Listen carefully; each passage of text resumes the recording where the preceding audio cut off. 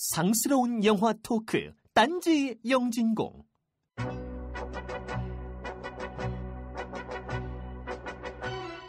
기생충에게는 미안하지만 국민을 숙주로 이용해 단물을 빨아먹는 통수권자, 미국까지 가서 자신의 권력을 이용해 짝짓기를 시도하는 비서, 뇌 속을 조종해 종북이라는 우물에 익사시키려는 종편. 이 기생충 같은, 아니 기생충만도 못한 이들에게 들려줄 이야기도 마침 기생충입니다.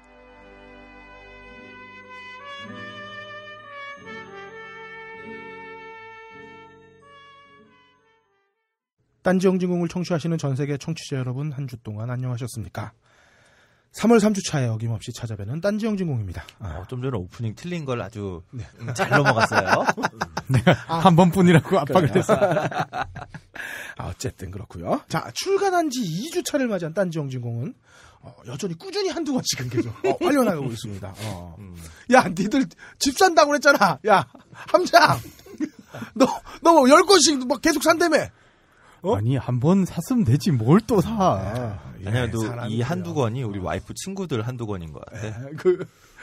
이게 사람이 진짜 똥 싸러 들어갈 때 다르고, 나올 때 달라요.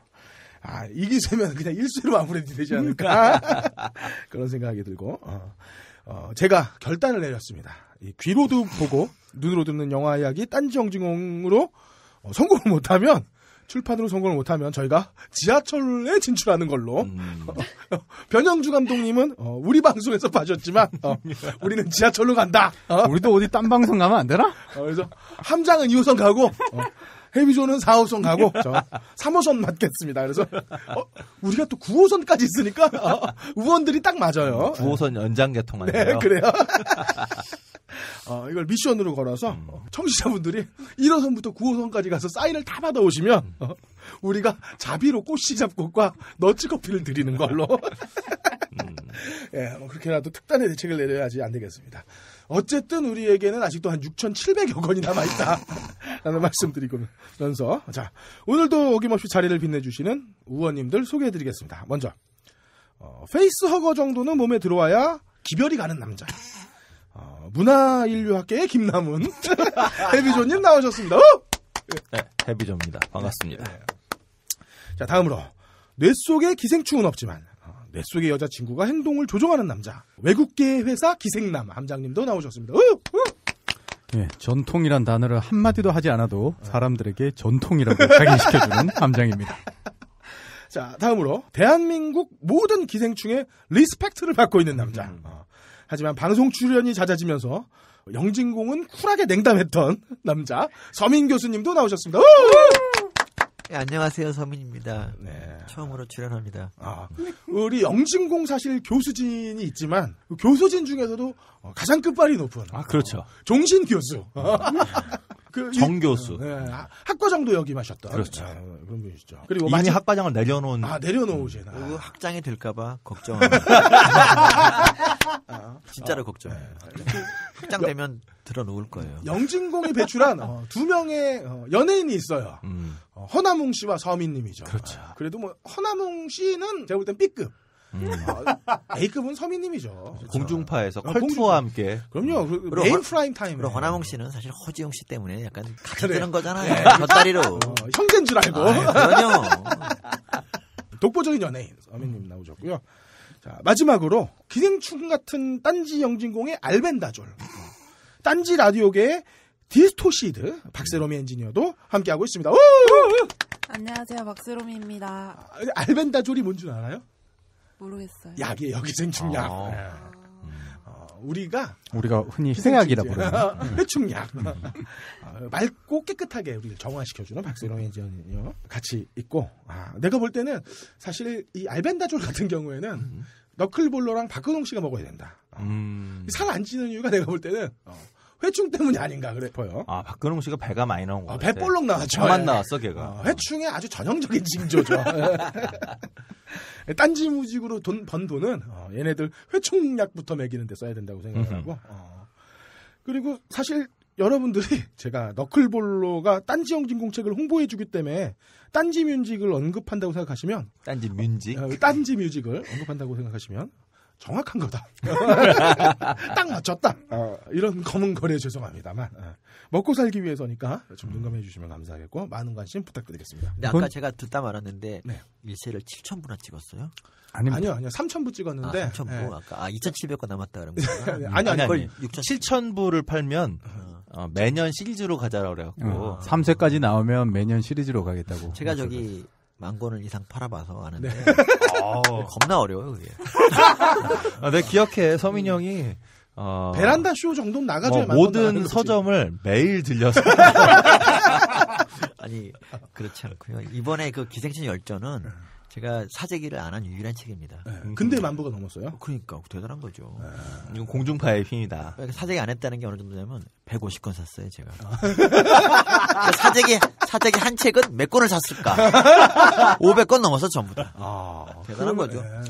근데 목표가 절판시키는 거였기 때문에. 어떻게 근데 집을 지셨다고요 책으로 산책으로? 아니 그렇진 않고요. 그냥 방 하나가 다 책입니다. 분발 좀 부탁드리겠습니다. 해비전님한테는 뭐라고 말 못하지만 연봉이 제일 높은 함장님은 그렇죠. 노력해야죠. 애도 없는데. 그럼 애도 없는 사람이. 내가 이 책을 넣어둘 방이 없다. 방이. 원룸에 사는 내가 무슨 차에 넣어도 차에. 자 이번 주 똥치우고 가겠습니다. 먼저 바바리안님. 예전에 영화의 제목과 신호부로 영화를 골랐지만 요즘은 함장식으로 영화를 예측해서 본다고 하셨네요. 그래서 예전에는 막 쿵푸 팬더 제작진 이런 카피에 그냥 훌렁훌렁 넘어갔는데 요즘 많이 나아졌다고 안도하셨습니다. 그래서 제가 오늘부터 예측 방식을 바꿨습니다. 네. 세미업다님의 자살 사이트 커플 기사는 사실 이 나라가 어떻게 돌아가고 있는지 다시 한번 돌아보게 만드는 기사였어요. 감사합니다. 더불어서 올해 3월 영화가 작년 12개월 영화보다 더 풍성하다고 하셨는데 와, 그쵸? 올 3월에 볼 영화들이 되게 많아요. 전 동의할 수 없어요. 아, 그래요? 왜냐하면 사람은 역시 망각의 동물이라서 우리가 작년을 돌아보면 정말 풍성했었어요. 그랬어요? 그리고 천부인권에 대해서 왜 해비조님이 반대하는지 그리고 왜 저는 바로 천부를 빼자고 했는지 물어보셨는데 저는 뭐 해비조님이랑 생각은 좀 다를 수 있겠지만 사실 이 천부인권의 근간이 신이 내려준 인간의 권리라는 의미잖아요. 그러니까 이게 좀 이기적인 인간중심주의적인 그렇죠. 기생충의 권리도 인정해줘야 됩니다. 그렇죠. 그렇죠. 추상적이기도 하고 그런 의미에서 저는 잽싸게 고쳤습니다. 그렇게 이해해 주시면 될 것 같고. 네, 그렇게 이해할게요. 네. 그런 걸로. 그런 걸로. 네. 자, 붉은 수염님의 딴지영진공 구매 후기도 감사합니다. 시사 분야가 아니라 예술 분야에서 찾았다고 놀라워하셨어요. 저희는 예술을 논하고 싶어 하고 그렇습니다. 버디님도 항상 그 아트 무비 이런 걸 얘기하시는데 껄림이 자꾸 시사 쪽으로 몰아가는 것 뿐이에요. 맞습니다. 참고로 이번에 런칭한 가능한 게 거의 없을 거는 교육입니다. 진짜 교육에 나왔어요? 교육에 나왔어요. 심히 떨어질 거라고 봅니다. 인간의 탈을 쓰고 참 못할 짓을 하고 있죠. 예. 그리고 아도니스 78님의 가능하게 거의 없을 걸 카운트다운도 감사했습니다. 돌거부기님은 김태용 PD에게 당근이냐 채찍이냐를 고민하지 말고 당근으로 때려라. 그렇게 하셨어요. 촌철살인이었어요. 한번 당근으로 한번 때려보도록 하겠고요. 똥밍님의 순수시대 감상평도 감사합니다. 주인공 김민재 장군에게 요즘 사람들이 몰입할 수 있을까 걱정하셨어요. 융통성 없다고. 뭐 영진공에는 함장이 있습니다. 그렇습니다. 네. 자, 신샘님의 동방엽기지국 글도 감사합니다. 리퍼트 대사와 홍준포 형님의 그 무상급식 중단에 대한 일련의 사건들을 쭉 나열해 주셨는데 사실 그것보다 더 실망스러운 것은 딴지 영진공 책을 구매했는데 박세롬이 브로마이드가 없었다는 거. 그게 가장 큰 실망이었다. 예. 그걸 우리가 생각을 못했네요. 박세롬이 브로마이드 7,000부 그냥 넘어섰을 텐데. 그러게. 좋습니다. 자, 딴지 고스트님은 두부조림으로 박세롬이 엔지니어의 취향 저곡에 성공하셨습니다. 축하합니다. 이건 뭐, 우리 이름 바꿔 그냥 박세롬이 영진공 하자. 자, 도나스님. 위플래시의 주인공 마일즈 텔러는 어렸을 때 색스폰을 불었고 록밴드에서 드러머 경력도 있다고 알려주셨어요. 그리고 이거 찍을 때 하루에 3-4시간씩 겁나 교육을 받았다네요. 어쩐지. 오두님은 해비조가 투표 안 한다는 말을 계속해서 근데 말을 해서 계속 거슬린다고 하셨어요. 그리고 더군다나 자신이 좋아하는 4개 방송에 다 나온다고. 아, 그러게요. 총 4개의 방송에. 괜히 린한테 되게 미안해졌어. 내가. 그러면서 기득권이라서 투표는 적게 하는 게 좋은 거 아니냐고 이렇게 정확한 핵심을 딱 찔러주셨어요. 역시 강남구 주민 해비조님이다. 근데 사실 저는 그렇게 생각해요. 아까 전에도 얘기를 좀 했었는데 투표를 강요하는 것도 파쇼죠. 그리고 우리는 많은 방법의 의사표현이 있고 그걸 요구해야 할 국민의 또 시민의 의무가 있습니다. 하지만 그렇다고 해서 무조건적으로 투표를 해야 하고 강요하는 것 또한 문제가 아닐까 생각을 합니다. 우리는 기권의 권리도 있고 물론 기권함으로써 정당에 대한 불신을 표현할 수도 있어요. 그게 현재의 대한민국에서 좋은 방법이라고는 생각하지 않습니다. 네, 맞습니다. 네. 그러니까 기본적으로 저는 투표권이라고 하는 건 투표를 기권할 수 있는 권리도 같이 들어있던 거라고 생각해요. 근데 한국의 현실 안에서는 투표하지 말자는 말을 저도 절대로 할 수 없는데 기본적으로 투표를 한다는 행위 자체가 가지고 있는 건 그 투표에 참여하지 않는 사람들이 자신의 묵비권, 자신이 투표를 하지 않음으로써 보여줄 수 있는 것도 굉장히 많다. 근데 지금은 우리의 현실에서 그거를 하자는 얘기는 아니지만 투표라고 하는 것에 대해서 아주 근본적으로는 우린 그런 것도 좀 생각해야 된다고 봐요. 이건 좀 웃기려고 하는 얘기는 아니고요. 기생충 학계에서 이제 기생충의 권리 얘기할 때 항상 기권이라고 얘기하거든요. 웃기려고 하는 얘기 아니에요, 진짜로. 투표는 기권이고 기권은 기생충의 권리다. 이렇게 이제. 발음의 길과 짧음에 대한 얘기. 그리고 이제 왜 예전에 유시민 사표론. 평당원께서 열린우리당 시절에 사표론에 대해서 얘기했을 때도 엄청나게 이야기들이 많이 나왔던 것 중에 하나가 비판적인 지지라는 것도 분명히 한계와 문제점을 갖고 있는 거거든요. 그러니까 헤게모니를 지금의 새누리당, 당시에 한나라당에게 주고 싶지 않아서 그렇게 몸부림쳤던 거에 대한 동정은 할 수 있을지언정 유시민 스스로 자신은 한국의 그 다당제가 중요하고 좋은 일이라고 했으면서 열린우리당을 찍지 않으면 사표가 된다고 얘기하는 거는 이제 자신이 내뱉은 말에도 맞지 않는 거였고 그리고 대부분 다 지금 투표를 한국도 저 어느 나라처럼 법으로 강제해서 100% 투표를 하도록 하면 많이들 줄어들 거라고 생각하지만 실질적으로 그렇게 강제할 정도로 우리가 의식이 발달했느냐. 정말 국회의원이 공무의식을 가지고 일하는 국가와 저렇게 자시들 뱃속만 채우려고 말 그대로 정치배가 난립하는 이런 나라에서 그게 맞을까라는 생각도 들고. 사실 그런 것도 좀 있어요. 논리적으로는 지금 함장님 얘기하신 거나 제가 아까 전에 이야기한 것도 맞지만 대한민국 현실에서는 유시민 평당원께서 그때 당시에 하셨던 말들이 거부할 수 없는 현실의 명령 같았던 부분들도 분명히 있습니다. 그것들은 이제 서로가 갖고 있는 가치관에 따라서 다른 부분이니까 이건 좋다 나쁘다 표현할 수는 없는 것 같아요. 유시민 씨를 좀 실드를 치자면 이제 이런 게 있어요. 그러니까 워낙 말을 많이 하는 사람은 먼저 했던 말을 기억을 못해서 다른 말을 하게 돼 있고요. 그러니까 뭐 대표적인 예가 클라라 씨를 들 수 있어요. 클라라 씨가 워낙 방송을 많이 하다 보니까 다 말이 계속 달라질 수밖에 없고요. 저 같은 경우도 방송 또 하루에 막 2-3개 나오니까 기생충학을 왜 했냐? 처음엔 내가 못생겨서 그랬다 뭐 하다가 나중에는 교수님이 꼬셨다 뭐 이런 계속 바뀌거든요. 이해해 주십시오. 정말 유시민을 위해서 쉴드를 쳐주자면 왜냐하면 이제 클라라 얘기까지 나왔으니까 정말 유시민 씨는 당시 그 시점에 거기에서 지지 않기 위해서 정말 시야가 많이 좁아졌었던 것 같아요. 너무 정말 당면한 과제를 싸우기 위해서. 그거 말이 길어질지 모르는데 그거는 그 시야가 좁아졌다기보다는 전략적인 선택을 그렇게 하신 거라고 봐요. 이게 맞고 틀리다를 떠나서 전략적으로 그게 필요했으니까 말씀을 하신 거지. 유시민 대표 같은 분이 서민 형님처럼 까먹었을 거라고 생각하지 않고요. 그건 오해라고 생각하고요. 네. 그렇게 말하면 내가 뭐가 돼? 나 오늘 간만에 나왔는데 이건 아니죠. 어쨌든 그렇고요. 예. 우리 정치밖에 아니에요. 예. 영화 얘기로 영화 얘기했죠, 빨리. 자, 하얀밤 백구문님의 79회부터 81회까지 후기도 감사합니다. 더불어서 세바스티앙 살가두에 대한 다큐멘터리 제너시스 세상의 소금을 추천해 주셨어요. 빈 벤더스 믿고 보기엔 머리 아픈 감독이죠. 항상 믿을 수 있는 감독이죠. 저도 한번 살가두 사진은 진짜 그냥 구글 치면 엄청 나오거든요. 네. 사진만 봐도 확실히 노동이라는 게 어떤 건지 정말 확 오죠. 그러게요. 저 아주 땡기는 다큐고요. 네, 그리고 개인적으로 흑백 사진이라는 거에 대해서 정말 많이 생각해준 정말 훌륭한 사진가라고 생각합니다.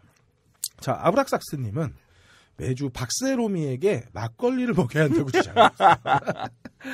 저는 마시지 말라고 이 사람들이 더불어서 하이피델리티가 딴지영진 공책을 깐다고 제보해 주셨어요. 감사합니다. 내가 이 새끼들을 잡아가지고 내가 조만간 옥고를 치르게 할 거예요. 자, 13비님은 킹스맨 흥행 비결이 뿔나 있는 대한민국 때문이 아닐까 진단해 주셨어요. 많이 동의할 수 있는 것 같아요. 동의합니다. 그렇습니다. 덕후님은 제게 음주 방송은 지향해달라고 요청하시면서 박세롬이에게 자꾸 술 이미지를 더 씌운다고 항의하셨습니다. 그러니까 졸지 마 좀 이젠. 제가 일부러 시원한 커피도 박세롬이를 위해서 대접했어요. 자, 미스터 원래 나오는 거잖아요. 그래요. 그래요. 나온 걸 제가 그 함장님 갖다 줬구나. 거의 댓글의 절반이 박세롬 예, 그래요. 그렇습니다. 세롬이 반 우리 반. 그래요. 미스터 디케이님의 채피 감상평도 감사합니다. 휴잭맨 악역 연기가 실패였다고 하셨어요. 결정적으로 안 무서웠다 하셨는데 사실 안 무서웠다는 점에선 제 취향입니다. 자, 밀스님은 새치기 실험 부분은 주성피치 왜 한 번만 다시 할게요. 밀스님은 새치기 실험 부분은 주성피 왜? 그냥 가요. 밀스님은 새치기 실험 부분은 주성치 파괴지향에서 등장하는 장면과 동일하다고 말씀하셨어요. 주성치가 장하구 콘서트 티켓을 예매하러 갔을 때 자리 한 할머니가 표를 싹쓸이하는 장면이 있다고 하셨네요. 근데 이거 저는 이제 중국에서 진짜 저런 일이 있었고 파괴지향의 아이디어를 얻은 게 아닌가. 저는 밀스님 얘기에 한 표를 드립니다. 껄림이 착각했을 거라고 생각해요. 이걸 누구한테 들었거든요, 이 얘기를. 그러니까 아마 그분도 주성치 영화를 생각하실 거다. 어쨌든 뭐 그렇습니다. 자, 네올로지님은 다음 메인 화면에 뜬 딴지영진 공책을 잽싸게 캡처해서 알려주셨어요.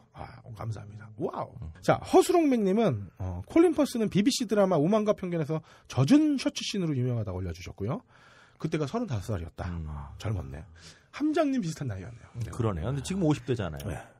그리고 킹스 스피치. 잠시만, 이거 맥락을 잘못하면 내가 50대로 들리는데? 문장이 상당히. 액면은 50대다. 그리고 킹스 스피치로 아카데미 나무주연상 탔다고 제보해 주셨어요. 감사합니다. 더해서 매너스 메이크스맨의 TH는 메이크의 3인칭 현재형인데 고전 영어라고 똥을 치워주셨습니다. 발렌타인 발음 때문이 아니라고 해주셨네요. 감사합니다. 김나무님은 영진공 출연해서 여주 이름 틀린 것에 대한 사과와 함께 지적해 주신 분들에게 백드롭을 약속하셨어요. 거기에 깨알 같은 과연맨 홍보까지 있었네요. 흐린빈님의 위플래시 비판도 감사합니다. 가해자 플래처의 폭력이 당연한 제물로 받아들여지는 것에 대한 비판을 해주셨어요. 딴지라디오 영진공 게시판에 한 번씩 일독해 보실 것을 권해드립니다. 좋은 친구 투님은 채피를 보면서 로보캅과 ED209가 떠올랐다고 하셨네요. 그리고 그게 40줄이 다 되어서인가 이렇게 질문을 하셨는데 맞습니다. 로보캅 떠오르면 40대 맞으세요? 40대예요. 예. 그리고 돌감기님의 딴지 영진공 구입 후기도 감사합니다. 근데 감사합니다. 해비조님이랑 저랑 캐리커처를 착각하셨대요. 제게 너무 잘못 나온 것 같아요. 근데 무엇보다도 제대로 나온 건 함장이다. 실물보다 훨씬 잘 나왔다. 예. 병신 프레디님의 재취업도 축하합니다. 동문 많이 받으시고 오래오래 좋은 관계가 되는 회사가 되길 기원합니다. 이키님의 1월이란다. 3월 1차 영화 관람평도 감사합니다. 이미테이션 게임, 순수의 시대, 버드맨, 나이트크롤러, 쇼슬포비아, 채피, 위플래시까지 보셨어요. 근데 이번 달에 준작들이 쏟아져 나와요. 네. 준작이 아니라 명작. 그렇죠. 네, 명작들도 있고요. 소윤 영윤 아빠님의 과거의 달콤했던 추억 보정 효과로 더욱 아련한 과거를 떠올릴 수 있었던 것만으로 세시봉이 충분하다고 말씀해 주셨어요. 봄이 온 거죠.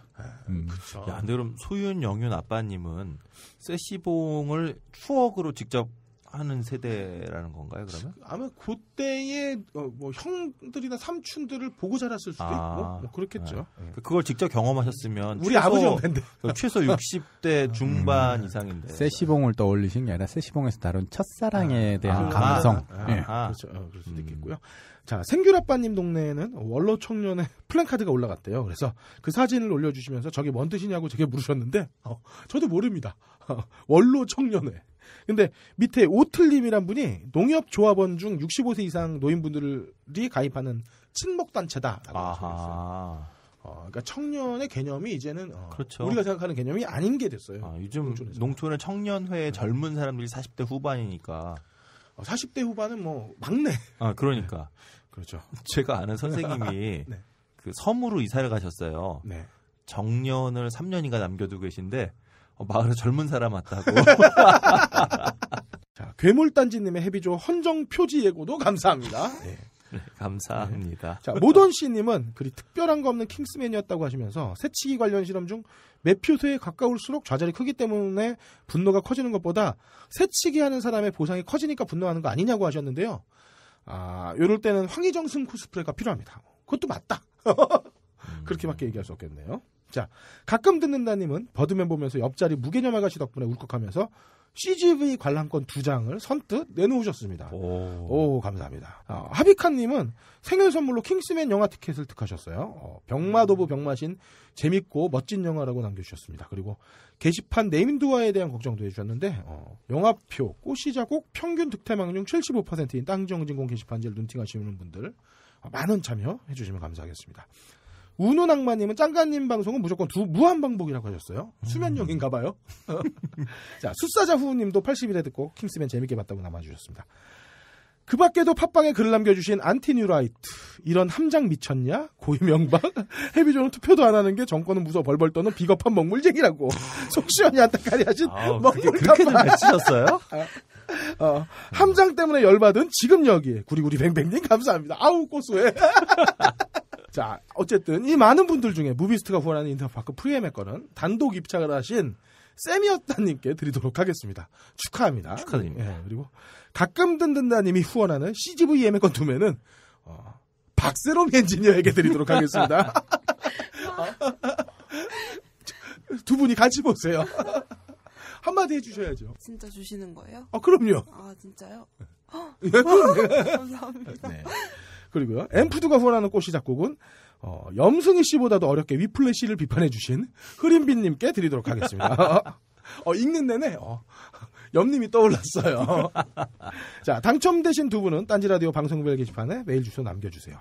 서민님, 기생충은 숙주를 죽이지 않죠? 거의. 숙주가 두 가지가 있는데 네. 중간 숙주가 있고 중숙주가 있습니다. 중숙주는 뭐 어른이 돼가지고 알 낳는 숙주고, 그리고 중간 숙주는 유충 시기를 보내는 숙주인데 일단 기생충의 특징은 중간 숙주에서 어떻게 하든지 종숙주로 가려고 합니다.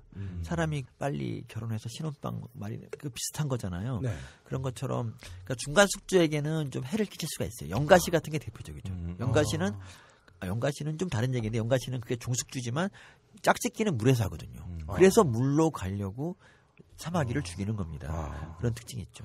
그렇죠. 그런 경우가 아니라면 그러니까 숙주를 게다가 사마귀를 직접 죽이는 게 아니라 사마귀를 그냥 익사시킬 뿐인 그렇죠. 거잖아. 그러니까 종숙주는 죽이지 않습니다. 네, 종숙주는 죽이지 않는다. 그리고 거의.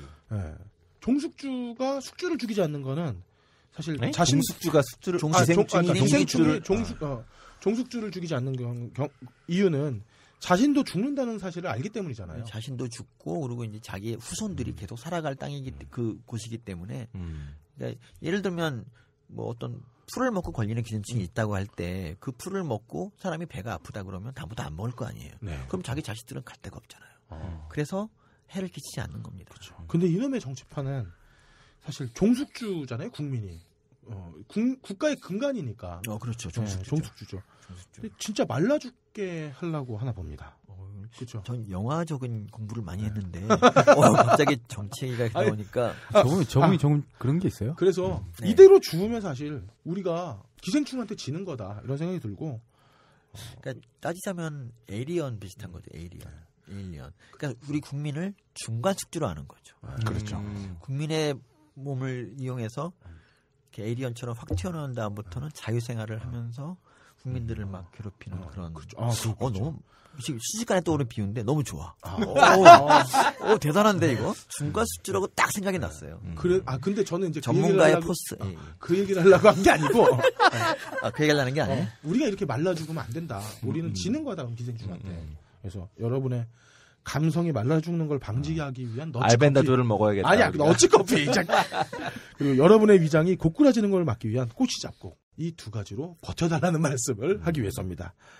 영진공도 그렇게 버텨나가고 있습니다. 커피 한잔 하실래요? 이제 여러분도 세계 각지에서 생산되는 커피를 정말 저렴한 가격에 맛보실 수 있습니다. 딴지마켓 기획상품 프리미엄 넛지 커피. 매달 대륙별 커피 3종이 여러분께 배송됩니다. 자세한 내용은 딴지마켓에서 확인하시기 바랍니다. 놀라지 마세요. 홈페이지에 표시된 가격은 오타가 아니에요.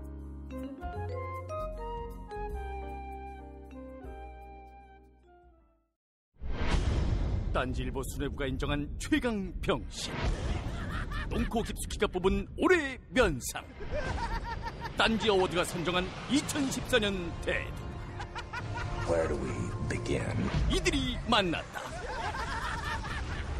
2015년을 강타할 초특급 병신력 증강 팟캐스트 가능한 게 거의 없을걸. 조만간 대개봉. Go.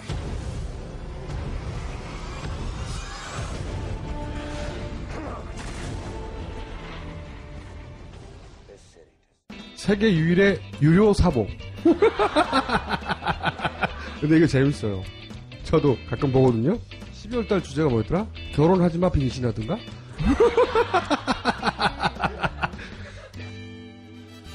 벙커 깊숙이 딱히 재밌게 만들려고 했던 건 아닙니다. 웃기고 자빠라진 딴지일보 기자들과 벙커원 요원들의 이야기를 담은 것뿐입니다. 그런데 재밌다니 덕분에 판매도 하게 됐습니다. 구매는 온라인 딴지 마켓과 딴지 카페에서 하실 수 있습니다. 굉장히 재밌습니다. 제가 생각할 때는 미션 임파서블 3에 나오는 토끼발 같은 존재다. 있어도 그만, 없어도 먹는 데는 상관없지만 전체를 풍성하게 하고 다음 밥상을 기대하게 된다는 점에서 저는 감히 밥상계의 맥거핀이라 하겠다. 이런 말씀을 드립니다. 영화 지골로인 뉴욕에는 지네이몬스의 색소폰이 흐르죠. 그 뒤로 브러쉬로 때리는 스네어 소리가 흐릅니다. 이 소리는 그 자체로는 매력을 찾기 힘듭니다. 다만 이 소리가 빠진 연주는 극적으로 허무해지죠. 꽃이 잡곡이 빠진 밥상처럼 말이죠. 꽃이 잡곡이 함께하는 순간 클레멘타인 같았던 당신의 밥상이 바람과 함께 사라질지도 모릅니다. 꽃이 잡곡. 온갖 미사여구 다 필요 없고 제가 맛을 보증합니다. 저는 꽃이 잡곡으로 김밥이랑 주먹밥도 해먹어봤습니다. 여러분도 꼭 드셔보시길 바랍니다.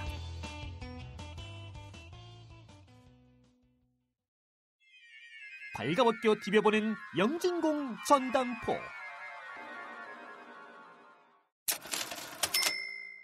자, 전당포 시간입니다. 서민님. 네.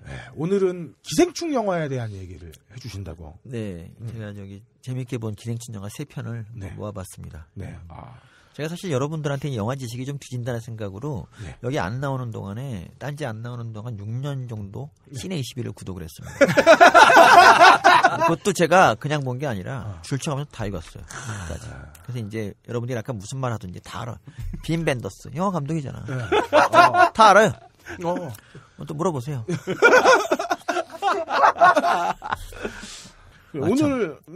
오늘 말씀하실 영화가 에일리언, 연가지 그리고 기생수인데. 네. 근데 그 전에 이 얘기도 해야 돼요. 사실 오늘 제가 여기 영진공에 나오는 거를 기념하듯이 오늘 네이버 검색어 1위가 고래회충이었잖아요. 네, 고래회충 맞아요. 이게 우연이라 생각하세요? 범상치 않은 거죠. 기생충이 검색어 1위 하는 게 되게 쉽지가 않아요. 서민님의 어떤 출연을 축하하기 위한. 그렇죠. 제가 최고로 잘한 게 6위. 제가 6위인데 고래회충이 1위 했다는 거는 대단한 거죠. 저를 넘어섰다. 이렇게 할 수 있죠. 깨알 같은 6위자랑. 그게 그 서민이 아닐 수 있는데. 서민 경제 뭐 이럴 때 얘기하시는 건가요? 그러세요. 진짜 좀 그런 사람 아닙니다. 알겠습니다. 연예인이라고 아까 띄워줄 때는 언제고. 그 고래회충 사실 진짜 위험한가요? 고래회충이 그게 기사거리 없을 때마다 그 뉴스에 나오는 떡밥인데요. 이번에는 좀 세게 나와서 그런지 우리 어머니가 이런 말씀하시더라고요. 미나 갑자기 전화하시더니 미나 나는 앞으로 회를 먹지 않을 것이다. 갑자기 전 놀래가지고 왜요 엄마 그랬더니 먹으면 죽는단다. 아들이 기생충학자인데 그 어머니가 이런 말씀하시는 거 보고 정말 앞이 캄캄한 거예요. 그러면 사돈에 팔촌에 기생충학자가 없는 사람들은 오직 얼마나 공황 상태에 빠져 있겠어요. 그래서 좀 마음이 아팠어요. 사실 횟집 주인들도 먹고 살아야 되고 그리고 이게 이런 거예요. 그 고래회충은 우리가 길을 걷다가 가끔씩 만나는 돌뿌리 같은 거예요. 이 돌뿌리 걸렸다고 해서 걷지 않을 수는 없잖아요. 그렇죠. 걸어야 되잖아. 그리고 이 회라는 거는 그래요. 우리가 원시 시대를 이 본성에 남아 있잖아요. 회라는 건 우리가 그 원시 시대를 갈구하는 그런 우리의 희망이 먹는 걸로 나타나는 건데 그거를 안 먹으면 되겠습니까 우리? 저는 회를 먹을 그런 거예요? 아이, 내 생각인데. 그래서 이거는 좀 아닌 것 같아요. 그러니까 계속 원래부터 있었고 최근 들어 환자가 더 늘어났다는 그런 통계도 없을 뿐더러 그냥 어떤 사람이 물고기 잡았더니 고래유충이 많더라. 그 사람은 놀란 거지 그냥 혼자. 그게 뉴스가 돼가지고 이렇게 전 국민을 불안에 떨게 하고 그리고 이거를 갖다 또 물어볼 때 저한테 물어봤어요. 이게 어떤 의미가 있느냐. 그래서 내가 그럼 나 같으면 아무 의미가 없습니다. 이렇게 넘어갈 텐데 그냥 내과 의사분이 이러잖아요. 뭐 이건 약으로 치료가 안 된다. 어머니가 놀랬잖아요. 민아 약도 없댄다. 너도 해먹지 마라. 이게 알벤다졸 같은 걸로 치료가 안 되나요? 원래 알벤다졸이라는 거는 성충에 대한 약이에요. 이 고래유충은 사람에 들어올 때 이거 고래유충이잖아. 그래서 사람에 들어올 때 유충이기 때문에 약에 조금 저항성이 있지만 그래도 계속 쓰면 죽어요. 그런데 이제 그 전에 우리가 내시경으로 확 꺼내면 간단하니까 그렇게 하는 거지. 뭐 그렇게 나쁜 건 아닙니다. 나쁜 건 아닙니다. 아니 제가 항상 기생충 우리 친구라고 얘기하는데 그 고래유충은 고래의 친구입니다. 우리 친구는 아니죠. 하지만 그래도 뭐 친구의 친구는 또 친구잖아. 되고 그래요. 위아더 월드 이런 거 있잖아요. 그럼 고래는 우리의 친구인데. 그럼요. 그 고래가 또 멸종하고 있는데. 그럼 우리 새로운 친구 에일리언과 함께 인간의 친구 에일리언과 함께. 내 친구 에일리언. 에일리언. 그러니까 에일리언이 무슨 기생충이냐. 두 발로 걸어다니는 애들이 무슨 기생충이냐라고 할지 몰라도 그런 편견을 버리셔야 돼요. 기생충이 항상 수치보다 작은 건 아닙니다. 그렇죠. 크기가 아주 커도 기생충일 수가 있고요. 사실 이런 거 있잖아요. 작년에 발견됐던 그 한 3.5m짜리 기생충. 3.5m인데 키 크잖아요. 사람보다. 근데 기생충이잖아요. 뱃속에 살고 있었던 그렇죠. 거죠. 드라마 하우스 보다 보면 이렇게 수술하다가 기생충을 막 꺼내는데 길이가 몇 메다 되는 것도 있었어요. 그런 것도 있죠. 그러니까 에일리언 같은 경우도 왜 에일리언이 기생충이냐면 기생충의 정의가 이거예요. 그러니까 생활사에서 일시적으로라도 숙주를 필요로 하면 기생충이라고 하는데 에일리언 같은 경우는 알에서 깨어나서 이제 페이스허거가 나오잖아요. 페이스허거. 그 페이스허거 얼굴에 달라붙어서 속에 있는 그 배세포를 딱 입에 넣고 껍질만 이제 빠져나가잖아요. 그리고 그 배세포가 체스트 버스터가 돼가지고 가슴을 찍고 배를 찍고 딱 나오잖아요. 이 단계가 있어야 되기 때문에 이 에일리언은 사람 숫자만큼의 그 숫자밖에 더 느릴 수가 없는 거죠. 사람을 필요하기 그런 때문에. 의미에서 해비조님이랑 저는 기생충 인생을 살고 있다. 와이프를 숙주 삼아서.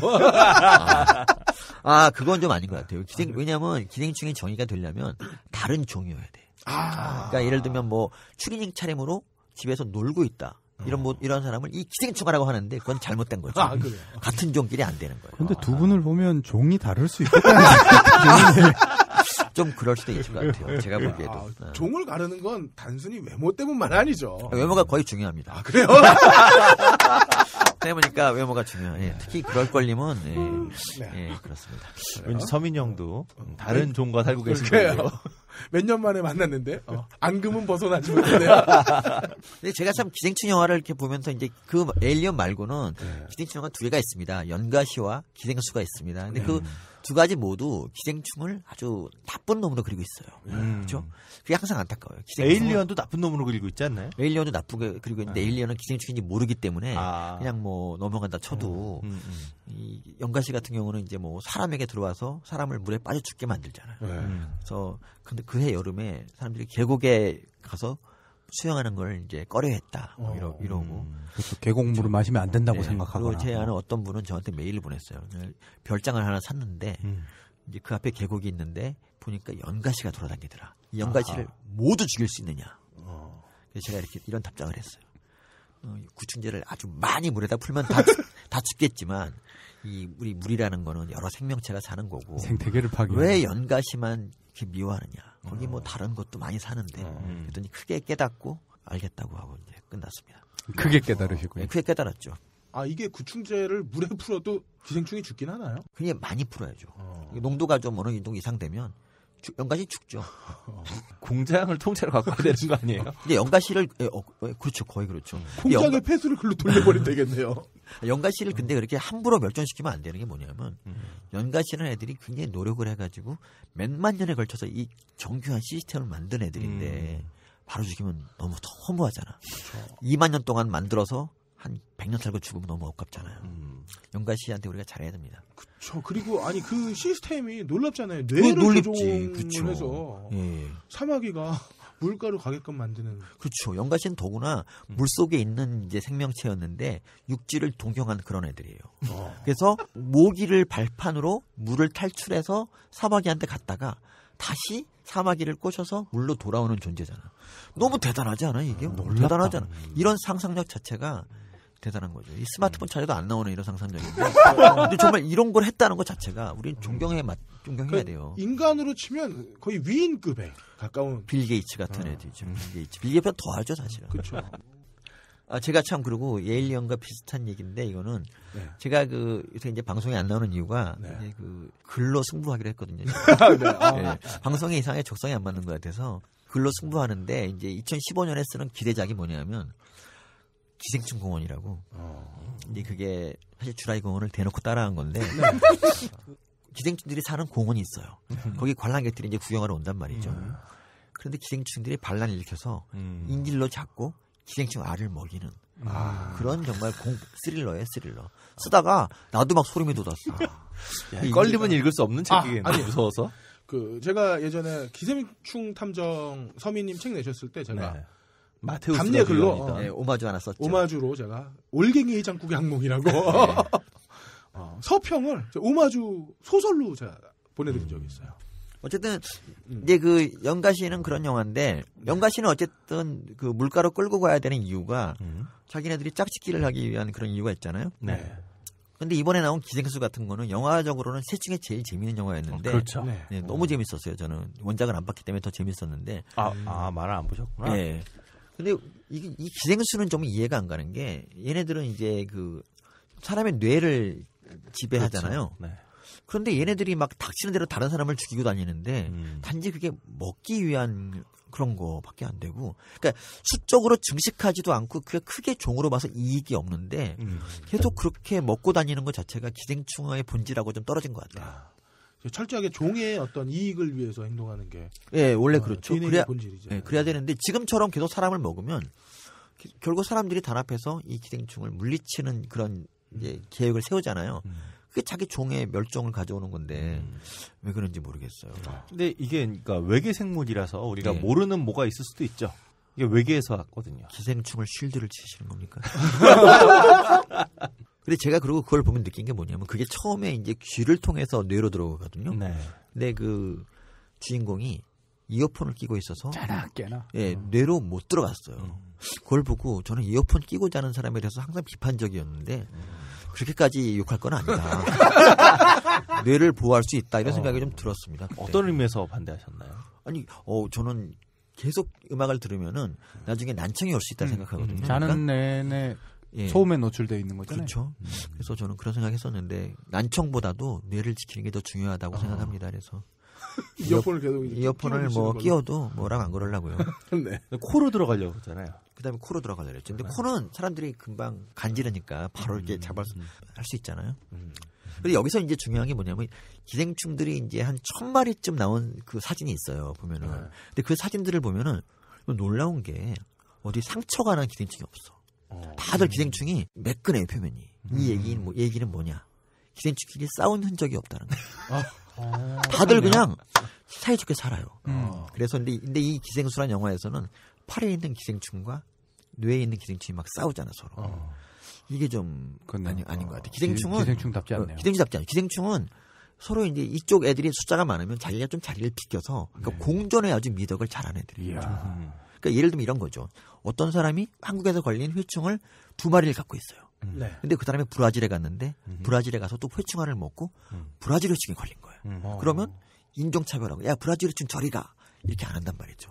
회충은 그냥 다 포용하고 그래 너도 회충이다 이런단 말이에요. 우리가 좀 배워야 됩니다. 그러게요. 우리가 정치권이 많이 배워야 돼요. 이거 우리 정치권도 배워야 되고 우리가 그러잖아요. 그 리디아 고 선수가 골프 선수인데 걔가 우승할 때마다 리디아 고는 한국인 아닙니다. 뉴질랜드로 꺼지세요. 막 이런 댓글을 단단 말이죠.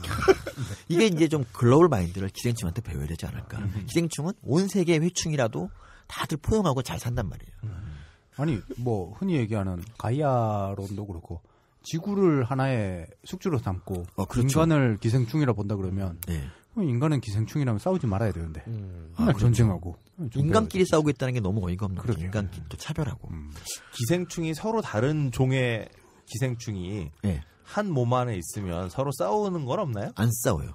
제가 이거에 대해서 유독 관심을 가지고 연구를 많이 했는데 안 싸워요. 촌충과 회충이 같이 있어도 전혀 안 싸워요. 아하. 최대한 얘네들은 영역을 이해해주고 예 그리고 몸을 약간 낮추면서 그러니까 면적을 작게 차지하면서 얘네들은 저기서 놀아라 뭐 이렇게 합니다. 사람은 안 그러죠. 사람은 우리가 이제 그 네안데르탈인을 막 다 잡아먹고 막 그랬던 역사가 있잖아요. 그리고 계속 뭐 전쟁하고 아직 확실하진 않지 않나요? 그러니까 네안데르탈인과 그 뭐야 지금 우리의 관계 아니지 네안데르탈이 한참 호모 에렉투스에서 이제 그 네안데르탈인이 나오고 뭐 호모사피엔스 나왔는데 호모사피엔스가 싸웠다는 거 지금 예상이 되는 거잖아요. 아니 그 흔적이 있었어요. 흔적이 있어요. 아 먹은 흔적이 이빨 자국이 있어요. 아 그게 이제 저런 거죠. 그러니까 네안데르탈인이랑 호모 뭐 사피엔스 오스트랄로피테쿠스가 인간이 진화를 해온 게 아니라 그렇죠. 동시에 쫙 나온 거야. 그 수많은 종 중에 어떤 종은 일찍 사라지고 부딪히기도 하고 이러면서 나타난 거죠. 네안데르탈인과 호모사피엔스는 한 10,000년 이상 공존을 했거든요. 공존을 했다라고 보여요. 근데 그때 이제 갑자기 이렇게 멸종한 거는 호모사피엔스의 공격 말고는 설명할 수가 없다 뭐 이렇게 이제 나오는데 뭐 사실 뭐 꼭 이빨 자국이 있다고 해서 꼭 먹었다라고 할 수 없을 그냥 것 같아서 씹다 말았다 이럴 수도 있잖아요. 아니면 자기 방어를 위해서 물었을 수도 있고. 형질 인류학을 제가 열심히 참 그러고 보니까 인류학이시죠. 내가 주름 잡았네. 내가 몰랐어요. 지금 지구상에 남아있는 유일한 네안데르탈인이에요. 네안데르탈인이 그러고 보면 꼭 싸웠다고 볼 수는 없는 것 같아요. 제가 보기에는. 저는 줏대가 없거든요. 급 입장 회수. 네. 그리고 제가 궁금한 것 중에 하나는 기생수 영화를 보면은 치료제를 만들잖아요. 기생충에 대한. 보통 감기약 같은 경우에는 바이러스를 약하게 만들어서 약한 바이러스를 우리 몸에 넣는 거잖아요. 백신이 그렇다. 백신이. 예방 주사. 백신. 그렇죠. 기생충약은 어떤 형태로 만드는 거예요? 지금 백신하고 약하고 약간 그 완전히 다른 건데. 기생충 백신은 기생충은 백신이 왜 안 되냐면은 기생충은 굉장히 큰 존재고 우리 면역 세포가 어떻게 할 수 있는 존재가 아닙니다. 쉽게 말하면 그 걸리버가 소행국에 간 거예요. 소행국 애들이 계속 활 쏘고 이래봤자 사실 짜증나고 귀찮지만 죽진 않거든요. 그런 겁니다. 근데 기생충이 결국 어떻게 하냐면 기생충은 공존하는 애들이잖아요. 기생충이 타협을 해요. 걔네하고.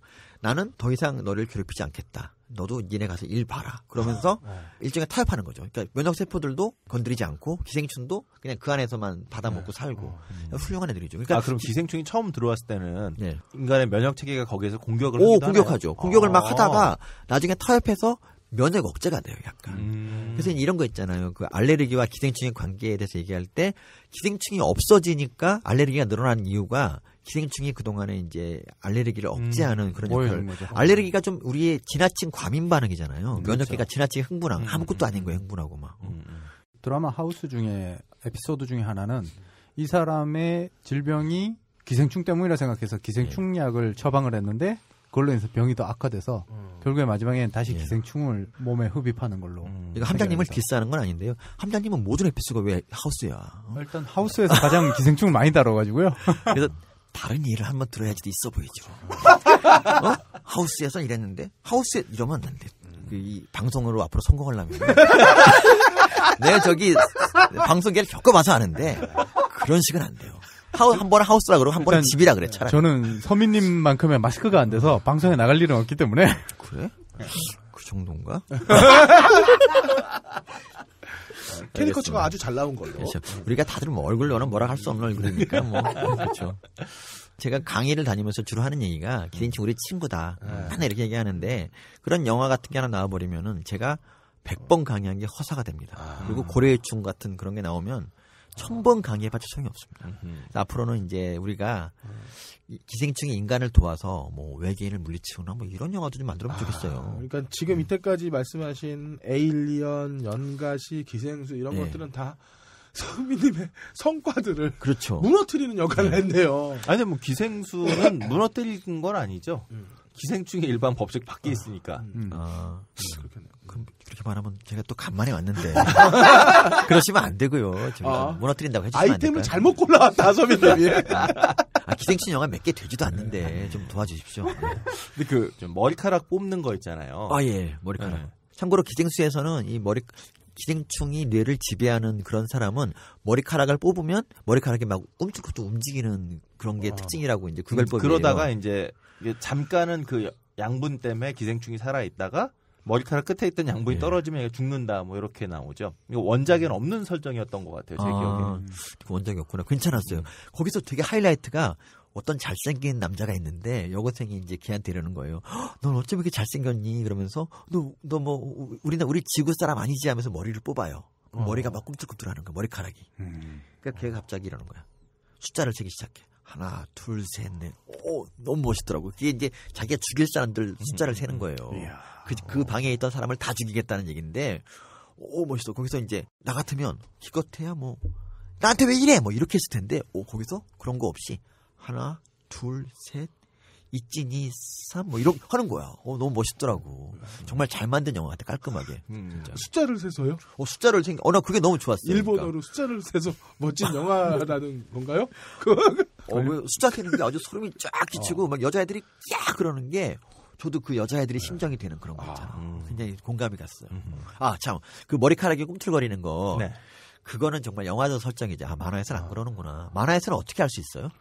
저도 그 만화 본 지 오래됐는데, 하여튼 그 걔가 학생들 죽이려고 하고 신이찌가 거기서 처음으로 각성해서 싸우는 거는 기억이 나는데, 어떻게 솔직히 만화 본 지 오래돼서 기억은 안 나는데, 영화 보면, 저건 아니었는데, 그냥 이렇게 생각이 났어요. 저도 그냥 팔이랑 얘기했던 그런 기억밖에 안 나요. 그러니까 기생수에 감염됐는지 안 됐는지 확인하는 방법은 다들 원작에서는 기억이 안 난다. 근데 그 머리카락 뽑아서 하는 게 나중에, 정부에서 그걸 알아내서 기생수가 돼 있으면 머리카락을 뽑아서 머리카락이 살아있다라고 해서 판별법을 정부가 알려주고 뭐 그런 에피소드가 있었는데 그 장면에서는 그게 아니었던 걸로 기억해요. 근데 저기 어떻습니까? 뭐 기생충 관계없이 10대 때는 막 그 머리카락도 빳빳하게 쓰고 막 그러지 않나요? 아니. 그냥 그런 생각이 나서 머리카락을 딱 해도 그냥 빳빳하게 서 있고 그래가지고 뭐 그냥 10대는 그런데 기생충에 걸렸다는 사실은 사실 내시경을 하거나 그래야만 알 수 있는 거죠. 그러니까 제일 좋은 게 대변 검사고 두 번째로 혈청 검사가 있는데요. 그러니까 대변으로 알을 내보내지 않는 애들은 이제 피 검사를 통해서 항체를 통해서 알 수 있는 거고 주로 이제 대변 검사인데 참 이 기생충이 억울한 게 뭐냐면 기생충은 자기 알을 대변으로 내보내요 밖으로. 그러니까 양육을 전혀 안 한다는 얘기죠. 대변 검사를 해서 기생충의 존재를 알아내잖아요. 그러다 보니까 대변 이퀄 기생충 뭐 이런 신화가 만들어지고 대변과 기생충은 같고 대변과 기생충학자는 같다 그래가지고 저까지 막 더러운 사람으로 생각하는 거예요. 그런 일이 벌어지거든요. 그러니까 저는 이게 굉장히 억울한 게 그 대변을 만드는 사람은 자기 자신의 숙주잖아요. 그 기생충이 왜 사람이 만드는 대변을 가지고 책임을 져야 되냐. 이거 억울하다 이거죠. 그러니까 제가 악수하려 그러면 너 기생충이잖아. 뭐 이런 식으로 얘기하는 사람이 있어요. 아직도 있어요. 그럼 기생충은 그 낳은 알을 뱃속에서 부화해서 키우거나 그런 경우는 없어요, 아예? 그래서 기생충이 알을 많이 낳는 거고요. 그러니까 기생충이 왜 알을 많이 낳냐면은 첫 번째 이유가 그거예요. 우리가 이제 옛날에 그 정전 때 인구 증가가 되게 많았잖아요. 왜 그렇겠어요? 한 4시간, 5시간 정전되면 할 일이 없어요. 그래서 인구가 많아지고 둘만 낳아 잘 그리자. 이런 말이 나올 수밖에 없었는데 지금 왜 저출산이 되겠어요? 정전이 안 돼. 정전돼도 5분 만에 다시 들어와요. 5분이면 뭐 항상 집에 불이 켜져 있어. 그렇죠. 그렇기 때문에 누군가에게는 충분한 시간일 수도 있고요. 죄송합니다. 그러니까 기생충이 이제 다 그런 건 아니고요. 기생충 중에서 특히 애를 좀 나는 잘 키워야겠다. 이렇게 막 낳지 말자고 생각하는 애들이 있는데 그게 요충이에요. 바로 요충. 요충 같은 경우는 어떻게 하냐면 알을 대변으로 보내지 않아요. 몸에 가득히 채우고 있다가 이제 자기 몸에 자기 채우고 밖으로 안 내보내요. 그러다가 이제 여행을 떠나죠. 아주 마지막에 될 여행. 그래서 우리 그 큰 창자가 아주 되게 1.5m쯤 되거든요. 그거를 팍팍 기어가지고 이제 항문까지 가요.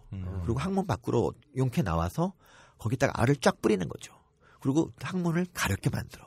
그럼 사람이 항문을 긁잖아요. 그럼 이제 그 손에 알이 묻고 그거 이제 그게 한 달 동안 거의 생존하면서 많은 게 어마어마하네. 뭐 손이고 어디고 그 사람이 만지는 모든 거에 이제 알이 묻고 이 사람이 예를 들면 그 손으로 식탁을 빡 쳤다. 그러면 알이 이제 만개가 튀는 거죠. 그쪽으로 쫙 퍼지고 바풀이나 이런 걸 통해서 온 가족이 이제 감염이 되고요. 그리고 이거는 이제 과학적 근거는 없고 제 육감인데 이거는 아이들 중에서 아이들이 대개가 자기 약간 욕심이 많잖아요. 이기적이고 되게 그렇잖아요. 근데 아이들 중에서 유난히 이 과자를 먹어라 이런 애들은 되게 요즘 걸린 애들이에요. 그러니까 아버지가 어떤 아버지가 집에를 잘 안 들어오고 아이한테 해준 것도 없는데 어느 날 아이가 과자를 먹으래 아빠한테. 그러면 요충이야. 요충이 이제 그 많이 퍼지기 위해서 애를 조종하는 거죠. 요충이 뇌까지 가는 거야. 아니 뇌에서 어떤 이타심에 대한 그렇지, 호르몬을 이타심. 분비하게 맞아요. 소장을 컨트롤해서 그 결과 요충에 이런 희생이 있었기 때문에 요충이 아직까지도 멸종 안 하고 아주 활발하게 전파되고 있고요. 그리고 요충이 아이들을 특히 좋아하는 이유는 어른들은 그 옷 위로 긁잖아요. 그래서는 안 됩니다. 아이들은 손을 넣어서 긁어요. 이런 차이가 있기 때문에 아이들을 좋아하는 거예요. 요충 예수님설. 잠깐.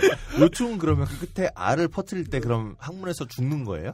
요충이요? 네. 근데 요충은 알을 다 이제 퍼뜨리고 나면은 다음날 이제 어머니가 팬티를 갈아입히다가 요충을 발견하잖아요.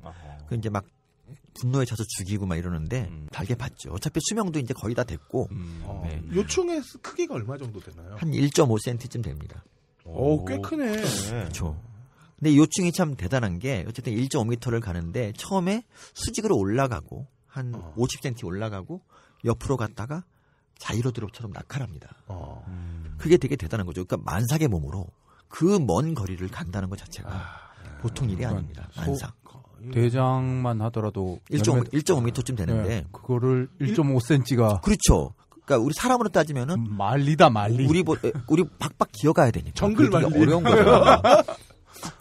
훌륭한 융터를 해치고 정글 말리를 가는 거예요. 그리고 가다 보면 막 대변도 묻어 있고 막 그런 거 해치고 가야 되고. 어려운 얼마나 말인데. 더럽겠어. 그렇죠. 요충은 굉장히 깨끗한 애들이에요. 몸이 하얘요. 거의 낮은 퍼복 수준이 아니라 이거는 뭐. 그리고 항문쯤 가면은 거의 뭐 거기는 끝장이죠. 대변이 아주 범벅이 돼 있는데. 그럼 요충은 평소에는 어디 살아요? 평소에 맹장에 살아요. 그러면 혹시 맹장 수술한 사람은? 네. 그 맹장은 충수잖아요. 충수. 네. 충수에 사는 게 아니라 그냥 맹장. 충수 언저리에? 진짜 맹장에 살아요. 진짜 맹장. 그래서 요충이 하여튼 대단한 게 거기서 항문으로 나갈 때도 사람의 항문이 닫혀 있잖아요. 근데 밤에 열리는 순간이 있어요. 밤에. 거래끈이 네. 타이트하게 안 돼 있을 때. 꿈을 꿀고 이럴 때. 그럴 때 싹 빠져나가는 거죠. 정말 이렇게 가만히 딱 기회를 노리고 싹 나오는 거 아니에요? 예술인이에요. 진짜. 대단합니다. 저희가 진짜 영화 얘기를 해주실 줄 알았어요. 기생충과 영화 얘기를. 그러니까 이런 요충 스토리를 영화로 만들어야 돼요. 요충. 오늘 요충 얘기를 들으면 마치 그 스파이물 아니면 밴더스 영화 같아. 요충맨. 영화 미션이 생각나는. 안니오 모리꼬네 형님. 음악이 나오면서 사람을 이타적으로 만드는 기생충 멋지지 않아요, 진짜? 그렇네요. 이런 거. 우리 모두 요충을 갖고 있으면 차라리 좋을 것 같아요. 아름다운 세상이 되겠죠. 다 이제 현자가 되는 거죠. 현자, 그렇죠. 현자. 예전에 이거 있지 않았어요? 서민님 소설 중에 그 요충알을 지하철 손잡이에 묻히고 다니던 미녀에 대한 얘기. 그러니까 손잡이를 만지는 여자라고 이제 그 여자가 지하철 3호선을 다니면서 손잡이에다 요충알을 묻혀요. 앞으로 껄림이 책을 거기서 팔 겁니까? 그 이유가 뭐냐면 자기가 요충에 걸려서 사회에 대한 복수를 하는 거죠. 그거는 이제 그땐 제가 좀 기생충에 대해서 오해했던 게 많았기 때문에 그런 복수하는 꿈을 꼭 그런 걸 그렸고. 이타심 많은 요충에게 그런. 그렇죠. 지금은 이제 좀 달라졌어요. 요충에 걸리면 이타심이 많아져요. 이것도 궁금한 게 하나 있는데 선생님 그 연가시에서처럼 사막에서 기생하는 기생충이 인간에게 옮아갈 수가 있나요? 기생충이 이 숙주를 바꾸는 게 굉장히 어렵습니다.